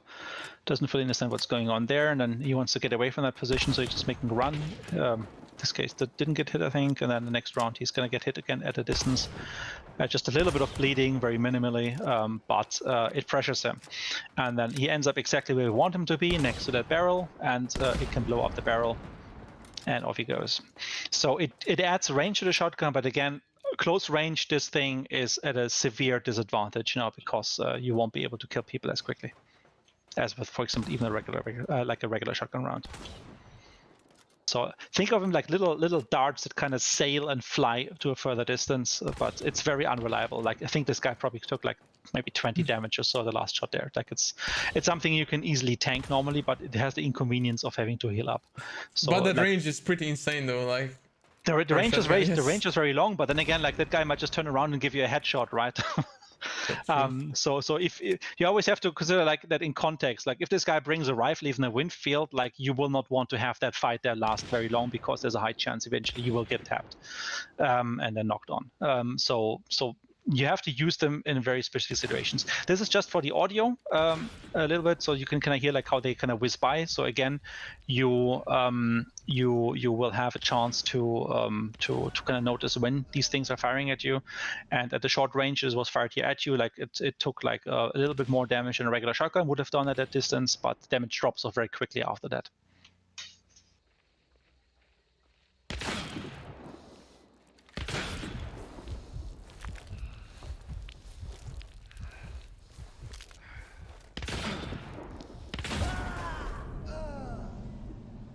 I want to show in the beginning when the 2 shots missed.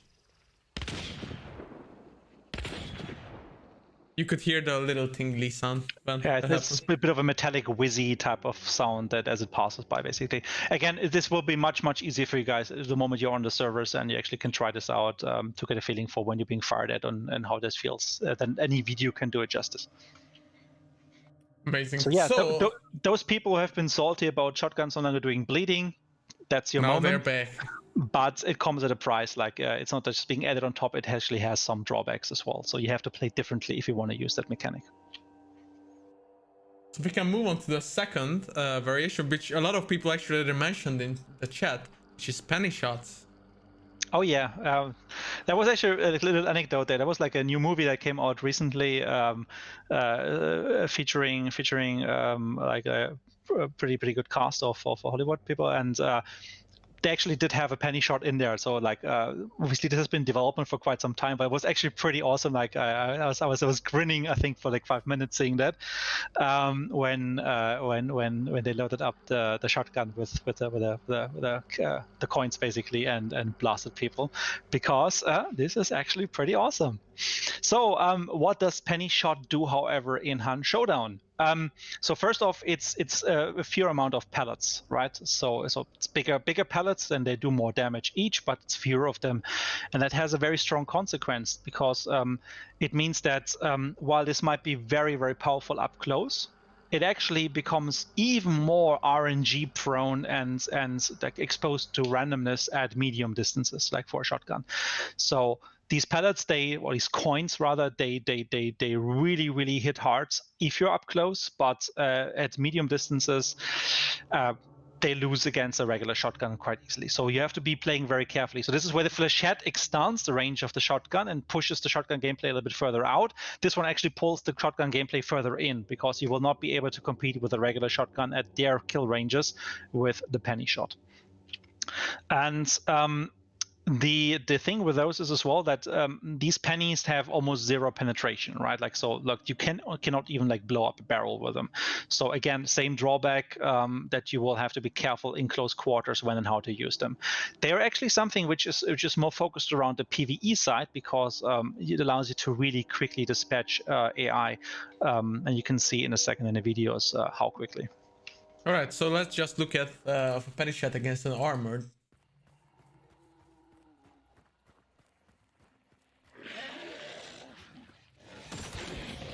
The sound though, nice.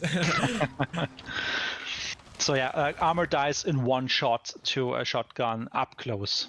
Again, keep in mind limited ammunition and stuff, right? So maybe even having to shoot at an armor is gonna possibly be a waste of ammunition. If it couldn't be avoided, but that thing just destroys. And I'm so in love with that sound. Just like the money playing everywhere. Like even visually, you can see it. Maybe better in one of the next shots, where just like the pennies, they just like go everywhere. And it's really, really satisfying with the ringing sound to it. Here we can take a look against the meathead.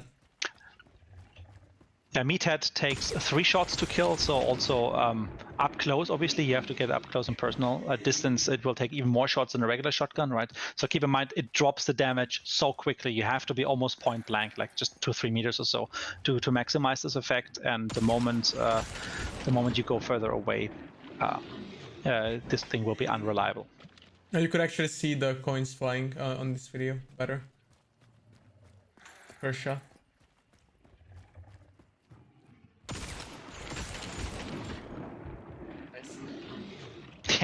As I was saying, is this pay to win now? Only if it would take if every shot would take your blood bonds or something. So here we can see it against the player.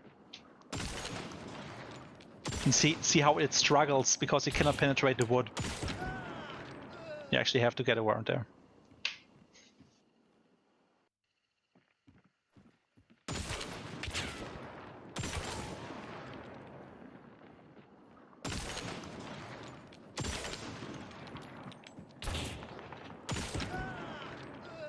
So it is very powerful, but it is also very situational.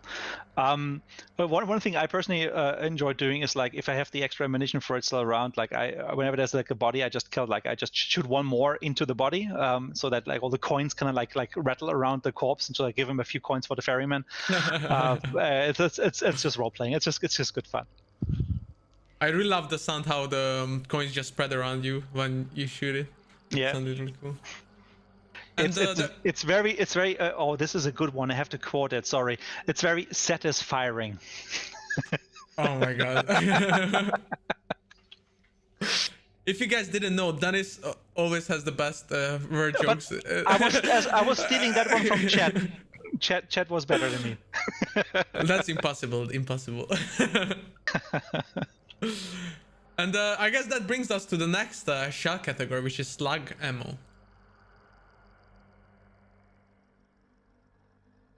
So as you can see, yes, hey, go ahead. Go for it. Yeah, so it is a single bullet, and it comes with reduced penetration once again. and it is way more inaccurate in hipfire compared to lifers. However, it has much longer damage retention compared to other shotguns, but doesn't guarantee longer headshot ranges still, but the range itself is much longer. Yeah, before we go to the videos, let me talk a little bit about it. So the slug is, I think, one of the most difficult ones to balance for us in the game. That's why in the videos that we see in a minute, we actually try to showcase more like the ranges and what it means in practice, because I think it's important to talk about that. So a slug technically is just one big like bowl or conical metal piece that can weigh like maybe twice normal bullet even, that is being fired out through like usually a smoothbore shotgun as if it were basically a musket, right? It's like a musket ball almost traditionally. So it just fires this one shot, but it's not meant to be a sniper rifle. So we don't want to turn shotguns into sniper weapons. Like so, gameplay-wise, we took a couple of steps balancing-wise, like how this can work for the player to feel fair. So when it says reduced penetration, it just means like we don't expect like a slug to like cut through like two buildings, right? It's gonna be close to the regular shotgun. I think it's a little bit less, but not much. You can still shoot through like maybe 1 or 2 layers of wood, as you could do with compact ammunition and with the normal shot shell, like the buckshot we have in the game. But the thing is that you need to actually hit your shots, right? With a normal shotgun, you have the dispersion, right? So it's much more forgiving. With this one, you have to be more precise. It's almost like using like a long ammo weapon in close quarters, right? Very satisfying if you hit, but there's a higher chance for you to miss those hits depending on what's going on. They're also like the spread of the crosshair in the first aim stage and shoulder aim in the hips basically is a bit wider even than rifles. So shooting from the hip is something you just don't want to do with this because it's very, very random, very inaccurate. You want to go to iron sights and see that you can at least land that shot. Now, what does it mean damage-wise? Obviously, there has to be some pros and some cons here, because a normal shotgun can kill a player on average up to 10 meters out, right? Like some a little bit more, like the Romero, some a little bit less, like for example the Sawnorth versions or the ones with bayonet or the rifle.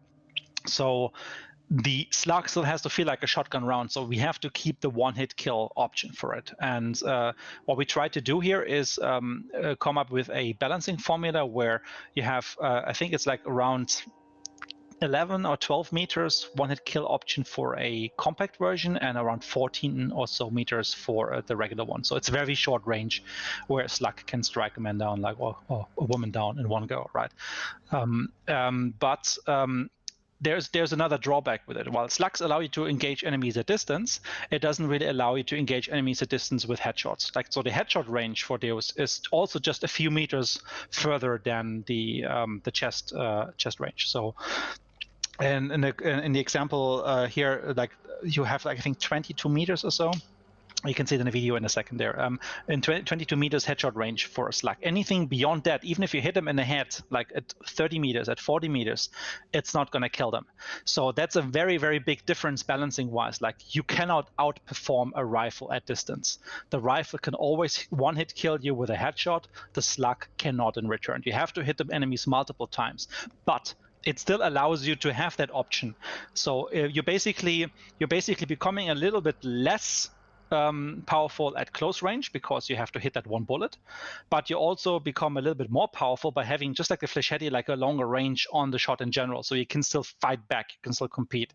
Obviously, this is very interesting if your shotgun allows, like the Romero, to have 2 types of ammunition. So you could have some slugs with you, but also maybe some Flechette or some regular shots, right? So then it's based on the situation, you press the X button to toggle. But if you, for example, bring a Spectre or a Rival, you are committed. You would need to choose one type only, and then obviously that might mean that the slug gives you more versatility, but it also means that you're no longer as good close range, and you will still not be as good as a rifle at long range. So they kind of sit in a nice spot in between. So I think enough talking. Let's have a look quickly at the first videos. So this is more of a technical evaluation. Exactly. So this is with a Spectre compact. So like at that short distance, I mean, obviously cheats. You can see like even as he goes back a little bit, so we're like around 10 meters now. He steps 1 meter back more. It already, like, I think it's one more actually. It's like 11 meters now, and now this one should not kill anymore. So you see the guy is just still standing. So that's the headshot range you have with that. It's very, very minimal. You might be able to maybe bring a guy down on one of those roofs if you're close by. So in close quarter combat, that's really, really cool and really powerful. But it's nothing that allows you to really like have a strong fire at a distance. Now the same situation here, just shooting at the chest, so upper torso. Again, it's and down. Thank you. It actually kills you obviously at this distance, but you just go back a little bit, and it already doesn't do that anymore. See, like even at that distance here, so that's like this 11 meters or so, it simply doesn't strike you down one hit. Obviously, you're low health, and the next shot would have been able to kill you. It's just something to keep in mind here, that the slug is a damage dealer that will require multiple hits. Unless you get them really, really close and you're good with aim, then you can bring him down with a headshot or a shot to the upper torso. It is something that we had to be very careful with, because obviously nitro is a thing in the game, and we know from the past how the nitro was very difficult to balance. So we need to make sure that the slug rounds, they have their place, they have some good power, but we cannot make them into mini nitros, for example. Like, this is not meant to be a mini nitro here.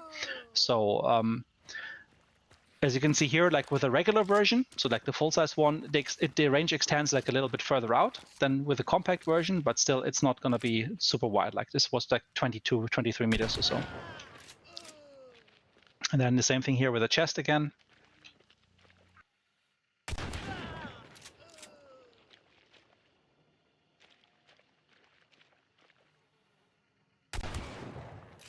And already doesn't insta-kill him. Again, this guy is super low on health right now, but it's not enough to bring him down in one shot. I can already tell you that, at least from my experience on the test server and with our external testers, like slugs are very powerful still. Like in the right hands, if people know how to aim and to shoot, they can really ruin your day. So don't underestimate them just because they don't have a chance to kill you more than X meters out here. They are still in close quarters very deadly, and they are much less RNG because you only have this one hit, and if you hit, a high chance if you're in range that you actually bring the guy down one shot. So they feel a lot more consistent if you use them, but obviously you have to hit your shots. Some people has been asking like, what can you use on a Lamont, because that's like not a regular shotgun. Can you use the shotgun shells as well? So yeah, the Lamont is actually an interesting point. We don't have, I think, a slide for it, but I can quickly talk about it if you like.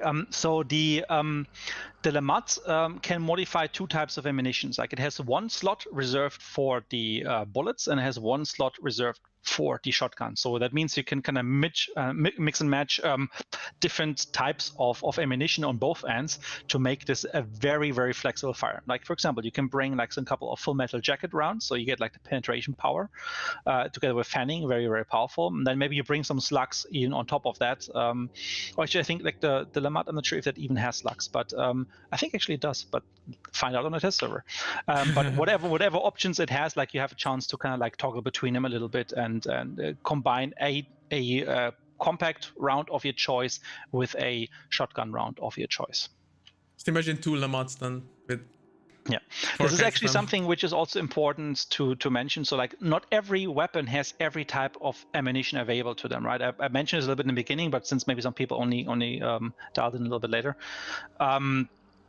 This is important for balancing. Like for example, I can tell you right now, we do not have slugs on the Order 5, right? That is just it's very hard to balance that. It's very powerful.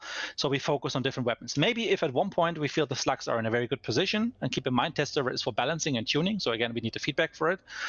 We might maybe in a future update expand the arsenal a little bit, maybe just adding a couple more types to some of the weapons or even introducing new types.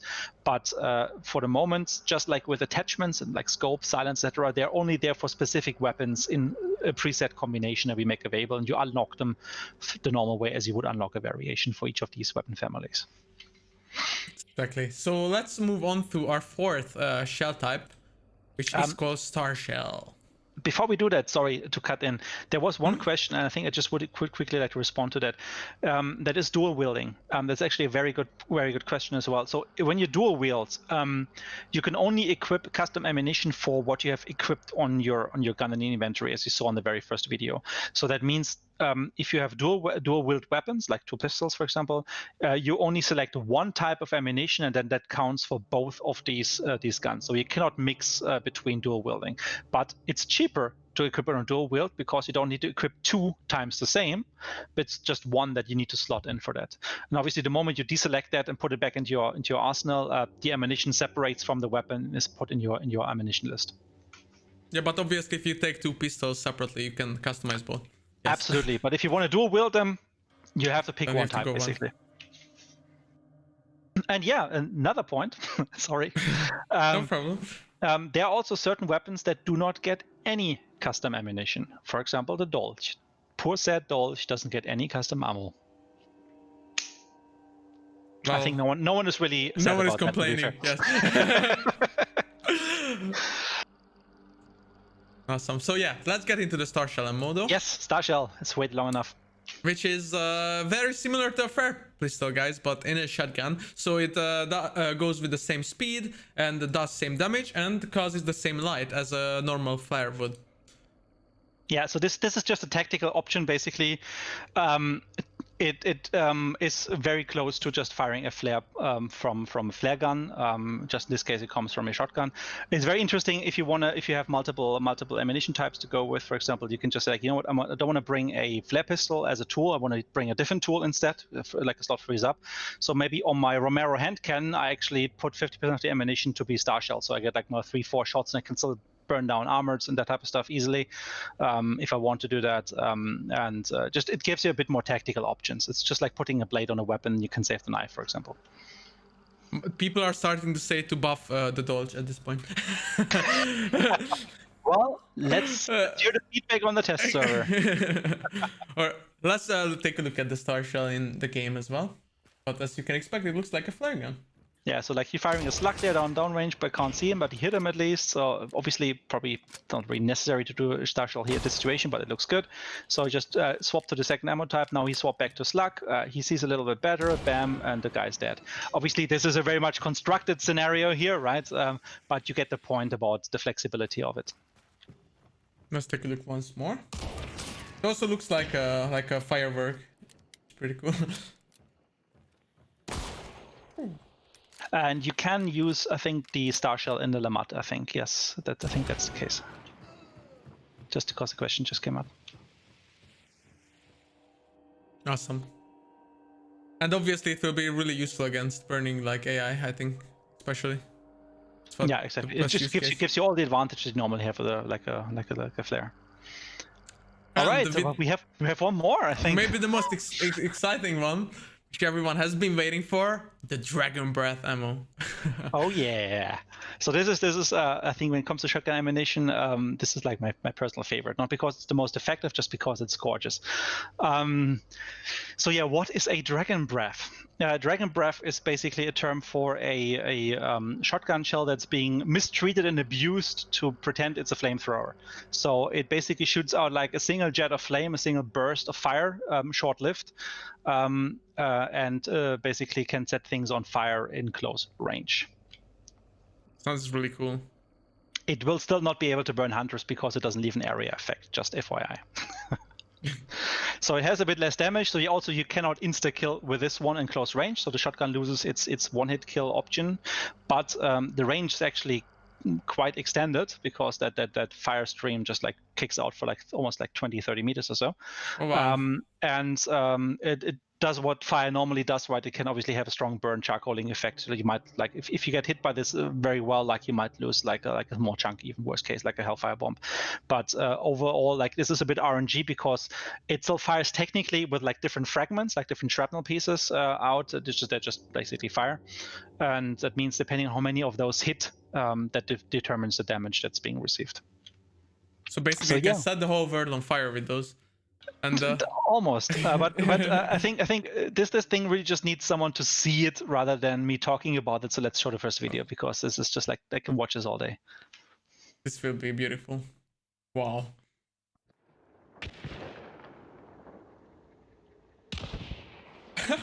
That's so cool.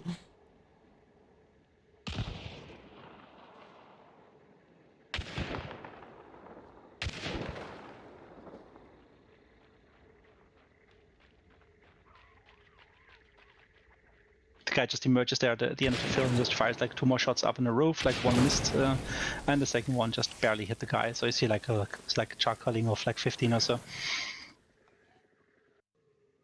Let's take a look again because it looks way too cool.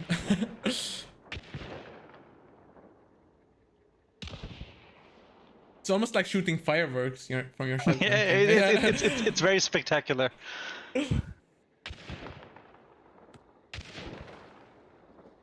But also, obviously, that the projectile travels at a much slower speed, right? Like this is not comparable with an actual bullet being fired. There's a high chance you might miss just because you're misjudging leading.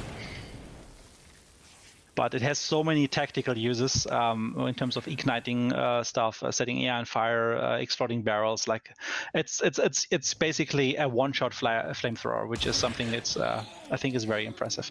Again, against AI, for the most part, I guess you want to be careful when and how to use it because, like, see, the second guy, for example, just only got knocked back. It didn't even get set on fire because probably just a single piece of that thing hit him. But you must feel like a badass doing this, though. Like absolutely. Yes.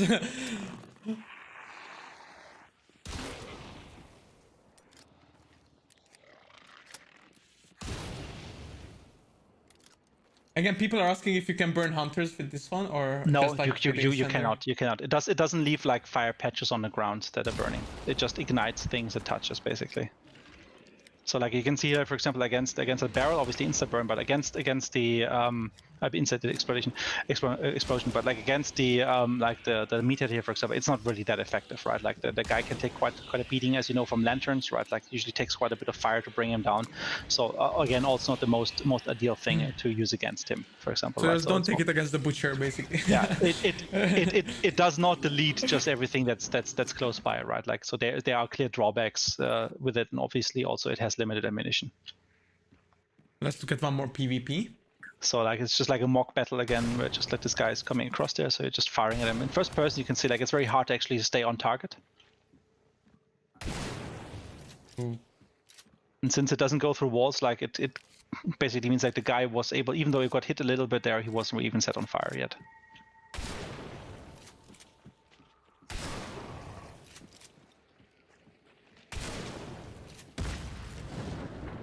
It set the oil on fire, right?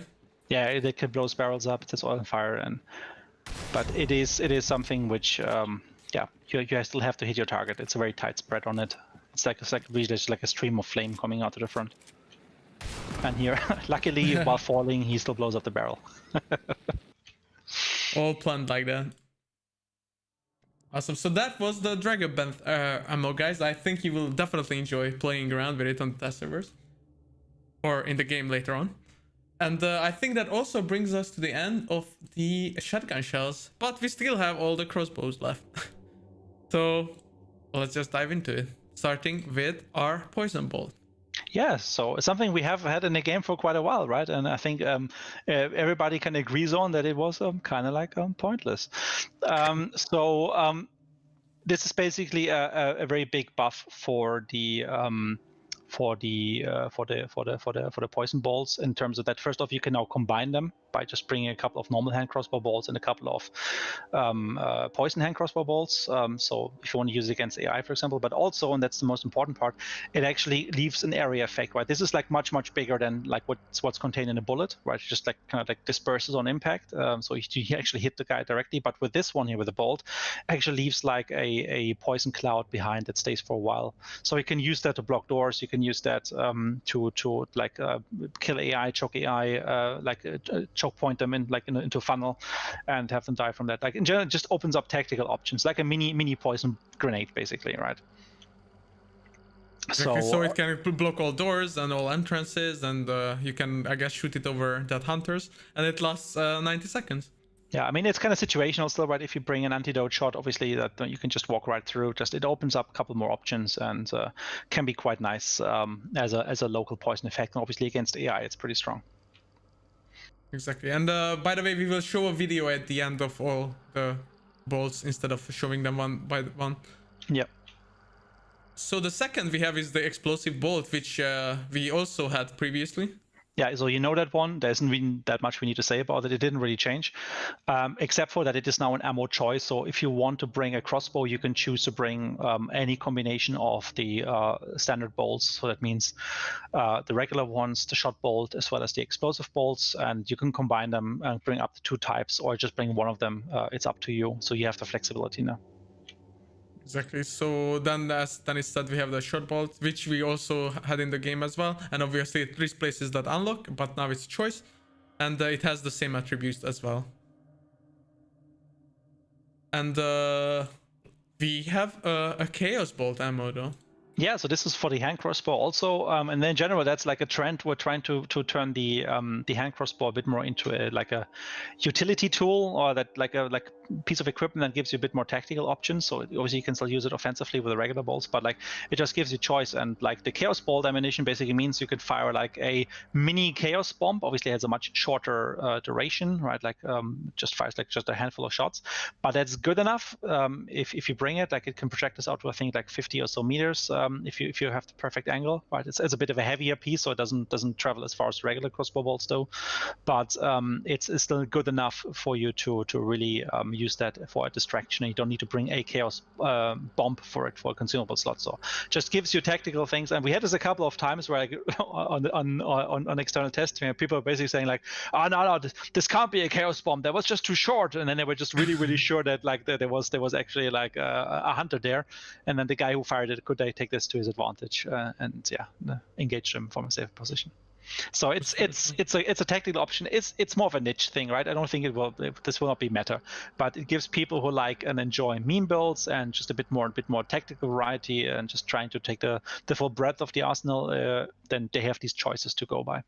Does it deal any damage, or how does that work? Well, it doesn't do any damage, right? It's just like okay. the normal. I mean, if you hit like someone with it, tool, basically. yeah. I mean, obviously, like it can still like like stick to you just like a chaos bomb does, but I mean, just stop bandaging and falls off, right? This is not a lethal weapon. Cool. And I think we have the last kind, which is the new choke bolt ammo.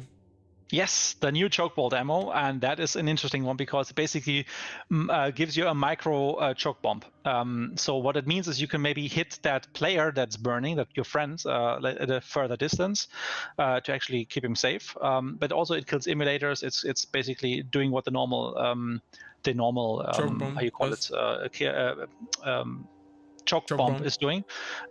Just again, like you don't need to maybe bring that tool because maybe you have the hand crossbow as a backup with half the ammunition being that instead of regular bolts. So it gives you options. It gives you like possibilities. You can counter like any sort of poison clouds with it. So if someone is trying to like throw like poison around the arena, etc., just like one of those eliminates like a poison cloud for an entrance and just gives you maybe a chance to go through unharmed if you didn't bring an antidote. So it's memes, it's tactical variety, it's niche, but it's something I think some people will really appreciate. And it also lasts 90 seconds, just like the poison one did.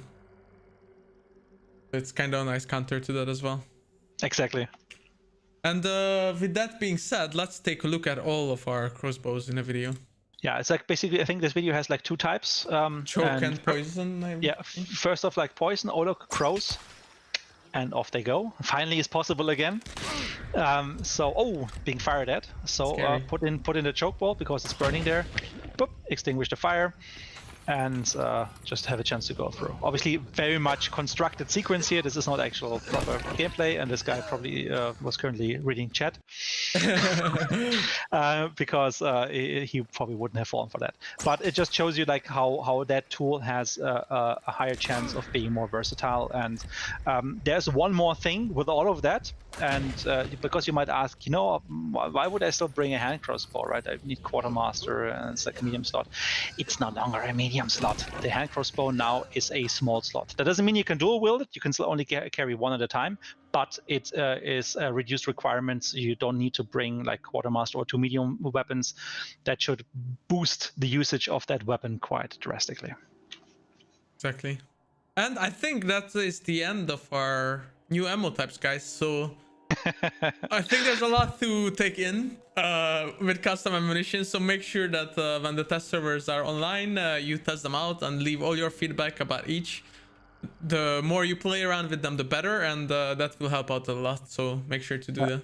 Just maybe as a quick recap, so custom ammunition types, they're all special ammo, so you always need to be worrying about your ammunition. You can bring an ammo box as a consumable, otherwise you have to find a new special ammo box. Very, very important drawback.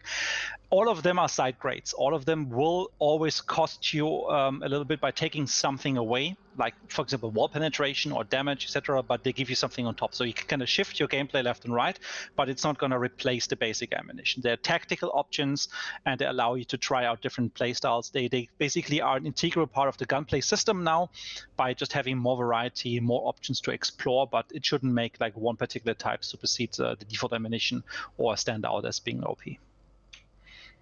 Awesome. And just because we are at the end of the custom ammo, it doesn't mean we are at the of our content. So we have a bunch more things actually. And first of it, we have some smaller visual menu improvements, which you may have already seen in the previous videos. Like the backgrounds for all the weapons and all legendaries as well. And obviously the new custom ammo layout. We can actually take a quick look at, or we have actually already shown it, right? I think. I think if you show the initial video again that we showed about how to equip the custom ammo, you can see it there. So we can load that up one more time. Yes, I think it was like the first video we showed. Here. Yeah, exactly. So you can see like the backgrounds there in terms of like how legendary stuff, like the contraband. Just everything looks a bit nicer there, and we've cleaned this up a little bit. New graphics and yeah. Just in general, like a bit of quality of life improvements across the board there. There's going to be more of that moving forward, but this is like the baseline for this, so we have a bit more improved visuals. Like you see, for example, the contraband icon also like being much bigger, much more prominent on screen now, rather than small icons. So again, try it out on test server, you will see it. I think you will like it. And we also have some pictures to actually show it. Just in like the base menu, you can see that the backgrounds are a bit dirtier. You can see the log ones with like chains all over the screen and such. So overall, it just looks nicer. And here with some legendary examples as well. New backgrounds, new images. Just a bit cleaner overall. And that's for the UI visual changes, but we also have some level changes, which you can see. So first of all, Brickverse has a new hole on the wall, as you guys can probably tell from this picture. Which can make for some fun little hide and seek gameplay. Yeah, so basically there was some construction, and as we were talking about like experimenting with the new boss, some accident happened, and like just parts of the wall fell out. So everybody was a bit embarrassed, but actually we kind of liked it, so we left it be. Probably it was some of the new shells destroying it, honestly. Yeah, maybe some slugs, I don't know. Some nitro shots with explosive ammo. So basically just opens up the chance here a little bit better to kind of like peek out, but also throw stuff inside.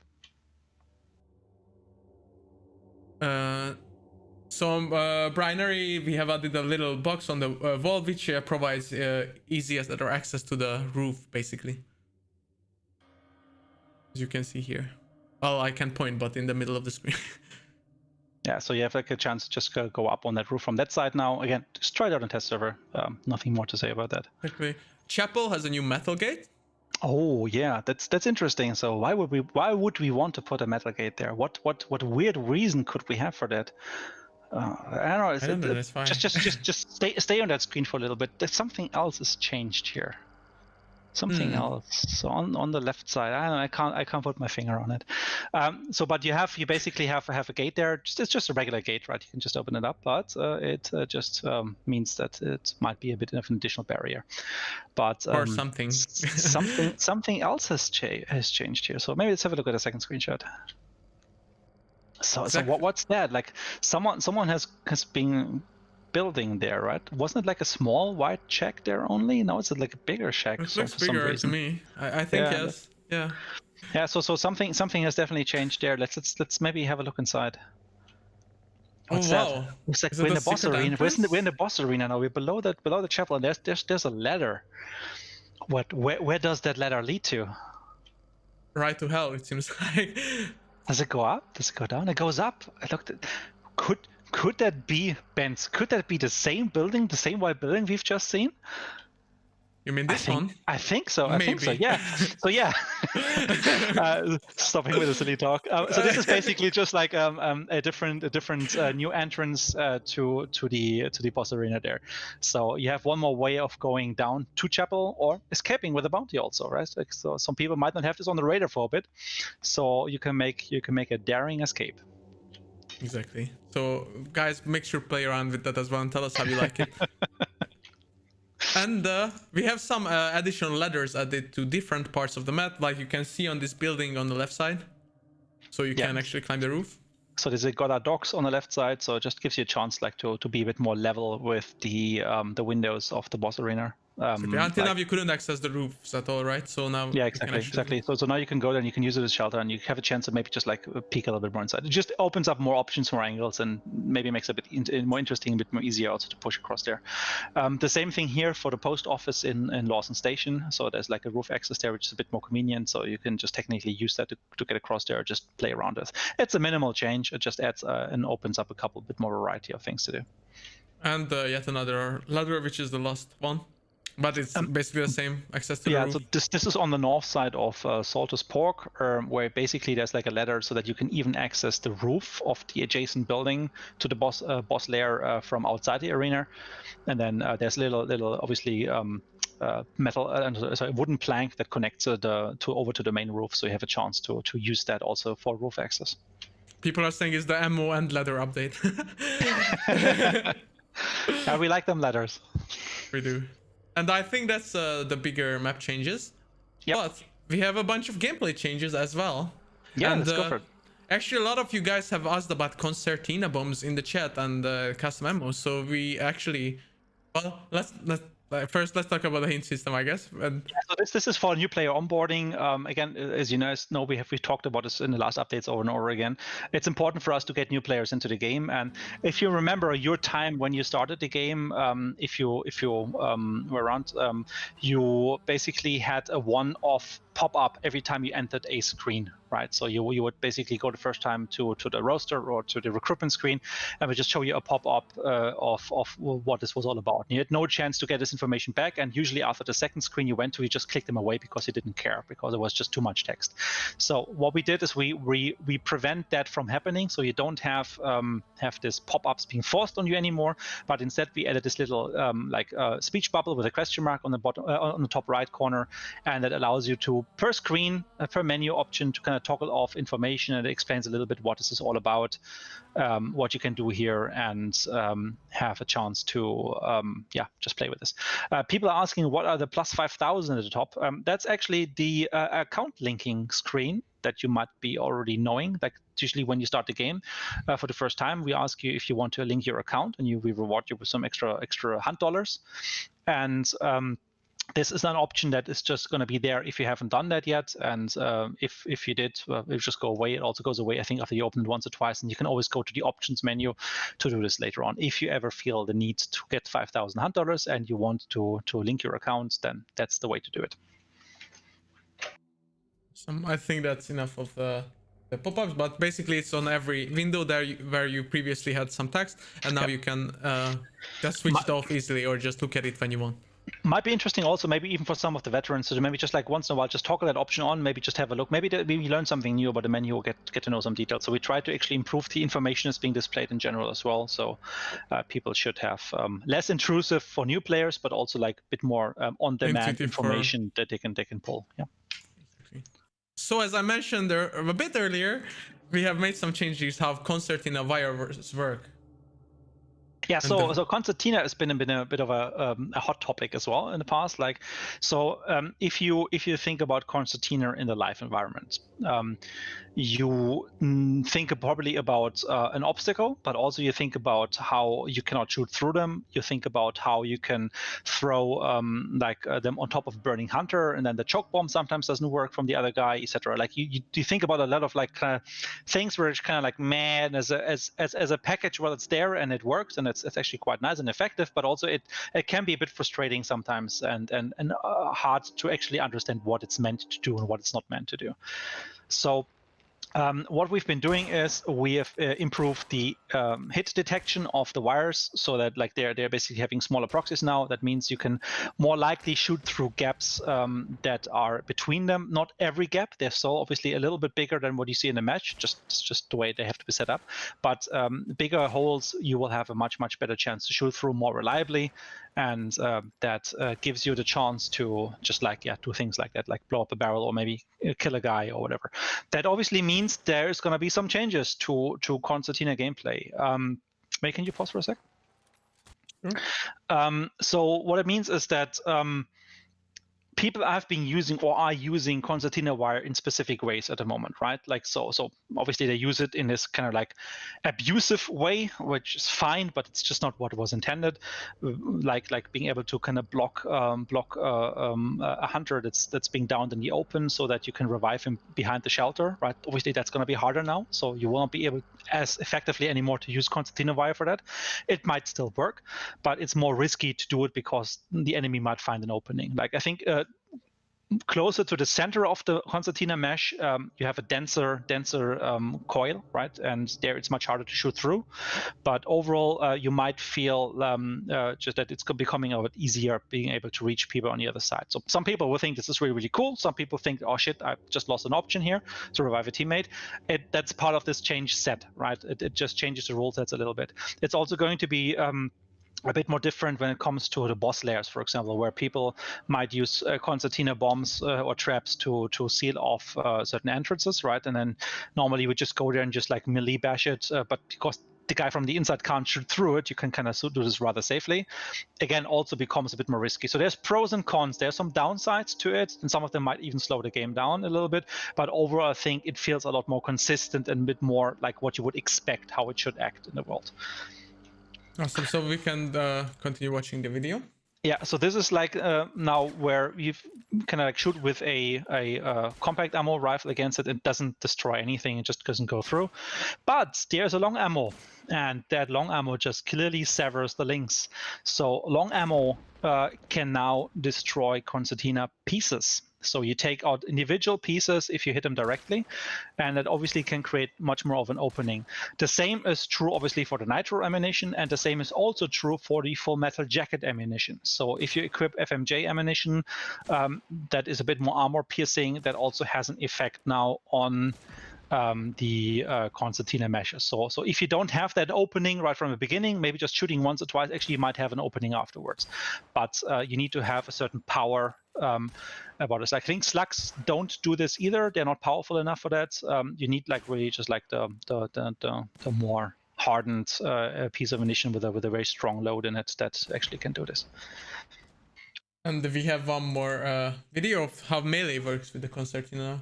Yeah, so this is something which changes now. So this has been, I guess, if you pause for a second, please. So this has been something where I think people have been using that the most. Like you just equip your tool and your med kit or whatever, and you just punch the wire, right? It's effective because it's like it's the least stamina use. It's a way to how you can clear this very quickly, but it actually is, if you think about it, rather silly. So something that we're doing is just putting a bit of a consistent language in that. Like now you will have to cut the wire. So a bayonet stab into the wire, or a punch with the dusters or with the fists, or anything that is a blunt attack will not destroy the mesh. Like the mesh will just love it off, and that's the end of it. Obviously you can still just like run into the wire and then it breaks, but then you get bleeding damage. So you will not be trapped in wire. You can still do whatever you can normally do against it. But if you want to clear these obstacles, it's following more of a logical rule set now, that you actually need to cut the wire with something that can cut it, and not just like punch it to death with your fists without not even starting to bleed from it. So let's have a look at this video, and you can see kind of like how different scales of weapons become better and better in doing it. Like the dusters, again, no effect here. And with a knife, the regular knife, you can still do it, but it takes like 2 strikes to do it. So it will take quite a bit of stamina to this. The heavy knife, on the other hand, is already like strong enough. Like heavy knife cuts like several pieces even. So that becomes much stronger. So again, here's a little bit of a buff for the heavy knife. The shovel, again, like this is the regular attack that cuts, right? The heavy attacks gives the blunt attack. Like you can kind of like just like clear out like full large chunks of wire with just one sweep. So what that means is you can actually use a combat axe or a wood axe or a machete or a talon or a hatchet, any of those weapons that use the kind of these wide swing attacks to very effectively clear out concertina wire, but you cannot do it so effective with small blades. Like if you have the throwing knives, you can slash with them also, right? Which still takes like 2-3 slashes to bring them down. So the normal knife still has a chance to do it. It's still a flexible option, but there's a couple of better options around now, and maybe some people will maybe reconsider their tool slot for that. And obviously there's a huge drawback that if you bring the knuckle knife or the dusters, that none of them have any slashing attacks. So it's all blunt or stab, right? And therefore they will not be able to do anything about concertina wire. In this case, you will have to find a shovel, you will have to find like an axe and just like chop it away that way. Or maybe just your teammate is going to do it for you. So everything should feel a little bit more authentic, if it makes sense, a bit more realistic in terms of what you would expect it. And we no longer now have medkit people punching wire quickly just because it's the fastest, most efficient way. There's actually some bit of sense behind this now. That means there will be some situations where maybe your teammate has been buried under concertina. You maybe only have dusters on you. Well, in this particular case, this is a drawback for you. This is a disadvantage. Like you now will have to actually seek out that axe, that shovel, whatever, in order to be able to clear it out. Or you will have to accept that you can only destroy the wire piece by piece by stepping into it, stopping to bleed, stepping into it, stopping to bleed. So it just changes the tactics a little bit and makes the whole thing a little bit more interesting. And yeah, I mean the riposte, for example, having the regular attack being a swing, obviously the swing attack also works very well against this. The stab doesn't, obviously, because you can't just like stab wire to death. Awesome. So yeah, make sure to try it out with different weapons, and you have to bring new tools to break them down quicker. So that's great. But yeah, that's not the only thing that we improved. We also changed some more things, like the crank doors. Oh yeah, so this is going to be an interesting one. And so basically what the heavy doors, the crank doors, are the ones that you have like the little crank next to them, and then you can kind of like lift them up or move them sideways. And they have changed. What that means, let's have a look at the video and then we explain. Awesome.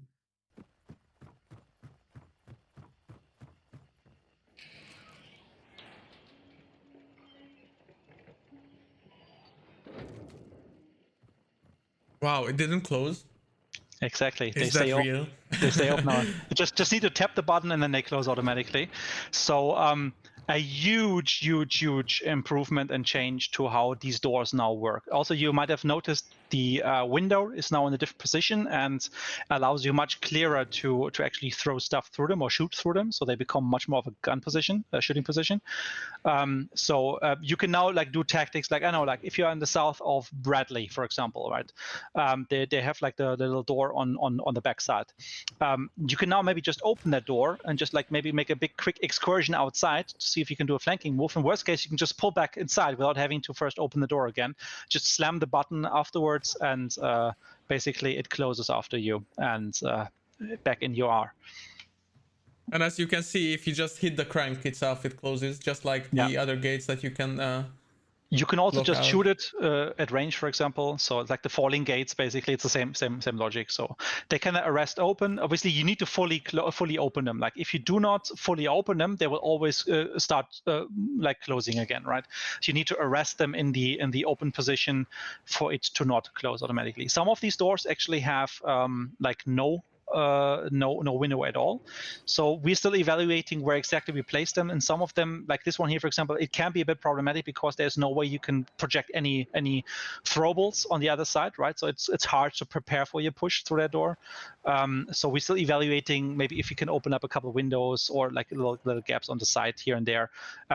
Some of them might also just stay like that, but most of them will actually have the window version and with improvements of that. Awesome. And that's the crank doors. Hope you guys like the new changes, and let us know how you like the holes, the new holes, or the doors without holes. And we also have some small changes to ladders. Since we added so many this update, you can actually change how you mount or dismount them.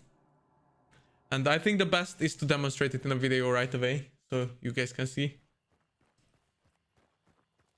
Yeah, this is just a very quick quality of life improvement. So basically, you spend less time on the top of pillars as you mount or dismount them. Just overall makes the whole thing a lot more accessible. Just it's easier to just like jump up there. It's less deadly to do it. Exactly. It's a bit smoother as well, I feel like. Yeah, and again, as you can see, we like the ladders. We do a lot of things with ladders. And the same applies when you're going downwards as well. Yeah, so maybe 1 or 2 people in the chat might actually use ladders a little bit more now.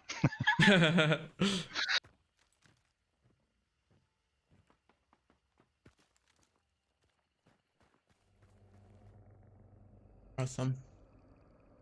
And we have even more changes, just like the hand crossbow changes that Dennis actually already mentioned. Yeah. That now they are not a medium slot, but a small slot, if you guys missed that. So you can basically take it with the new ammunition, and you can have more use for it than before, because you don't need quartermaster anymore, basically.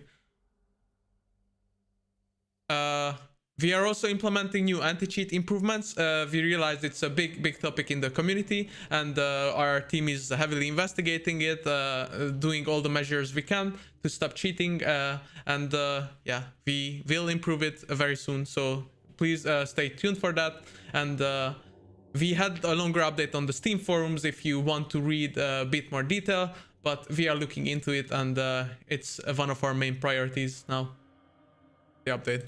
Other changes that may affect a few people is performance and stutter fixes. We actually have a beta branch right now on the servers, on the PC servers, which should help with the stutters. So make sure that you guys who face these issues try that and let us know how it works. And we really want to fix these issues in the coming update. There's a couple more small things I can just drop in there. We don't have a slide for them. Just like daily, again, that's a reinforcement of have a look at the patch notes, because we are on test server already. Some of you might have noticed already, I suppose. So you can already read the stuff and look a little bit more in detail how things go.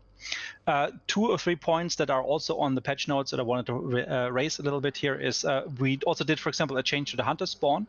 When you spawn in a trio, now every player is facing, because they are aligned in a triangle, right? Every player can face and see the other 2 players. So it's just a little small improvement we have there that just makes things a little bit nicer, so you don't have to look past the shoulder of that other guy like, oh, what skin did he bring? And it's just a small thing, again, it's nothing too big. We also did a couple of changes to the decoys, for example, that the sound, the metal plinging on impact is with having a lesser range, and we actually increased the range of the decoys, the regular ones that is, just to see that they might become a little bit more viable, just so because you might trigger that bird cage, so they're like 30-40 meters away, and people might assume there's players there, but they didn't hear that it was a decoy, and therefore they might actually fall for it.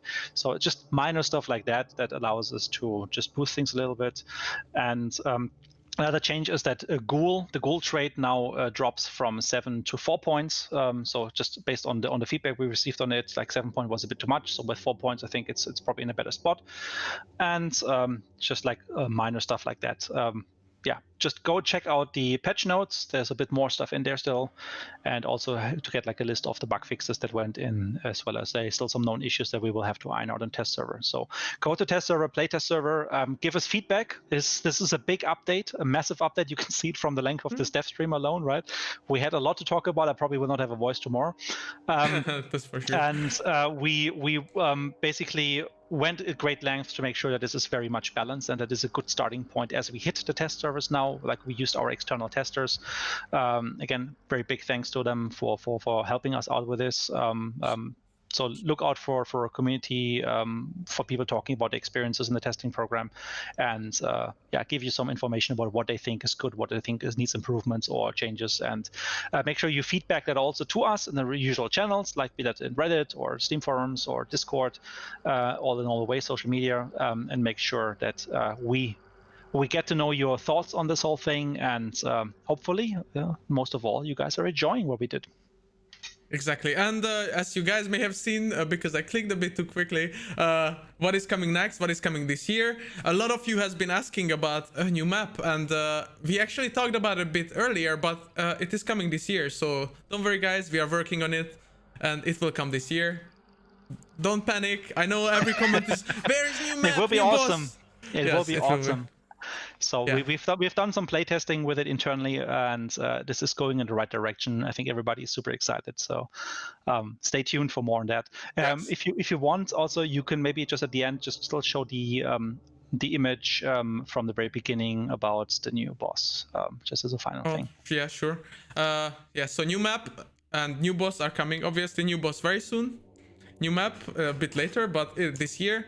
And other big topic you have been all asking is matchmaking improvements. We are looking into it, and we will have a bunch of changes regarding it as well. But we just won't tell you just yet. So wait a bit, be a bit patient, as well as many other things that you may have seen on our roadmap before. A lot of things are still coming this year. So please just be a bit patient, and we have a lot of surprises for you. As you can see, this update was kind of huge as well. I think maybe bigger than some of you may have expected. So don't worry too much. We are working on a lot of things. So, and as the last part of our stream is the Q&A section, which should be focused on the custom ammo mostly. So if you guys have any burning questions, please let us know right now. Yeah. We were going to keep this one short today, and if there's further questions, I mean, just always reach out to us over social media, and we try to answer them there. Exactly. Let me just check Discord where maybe we have some collected questions already. So there's one question here about how does the custom ammo work when looting an enemy hunter's weapons.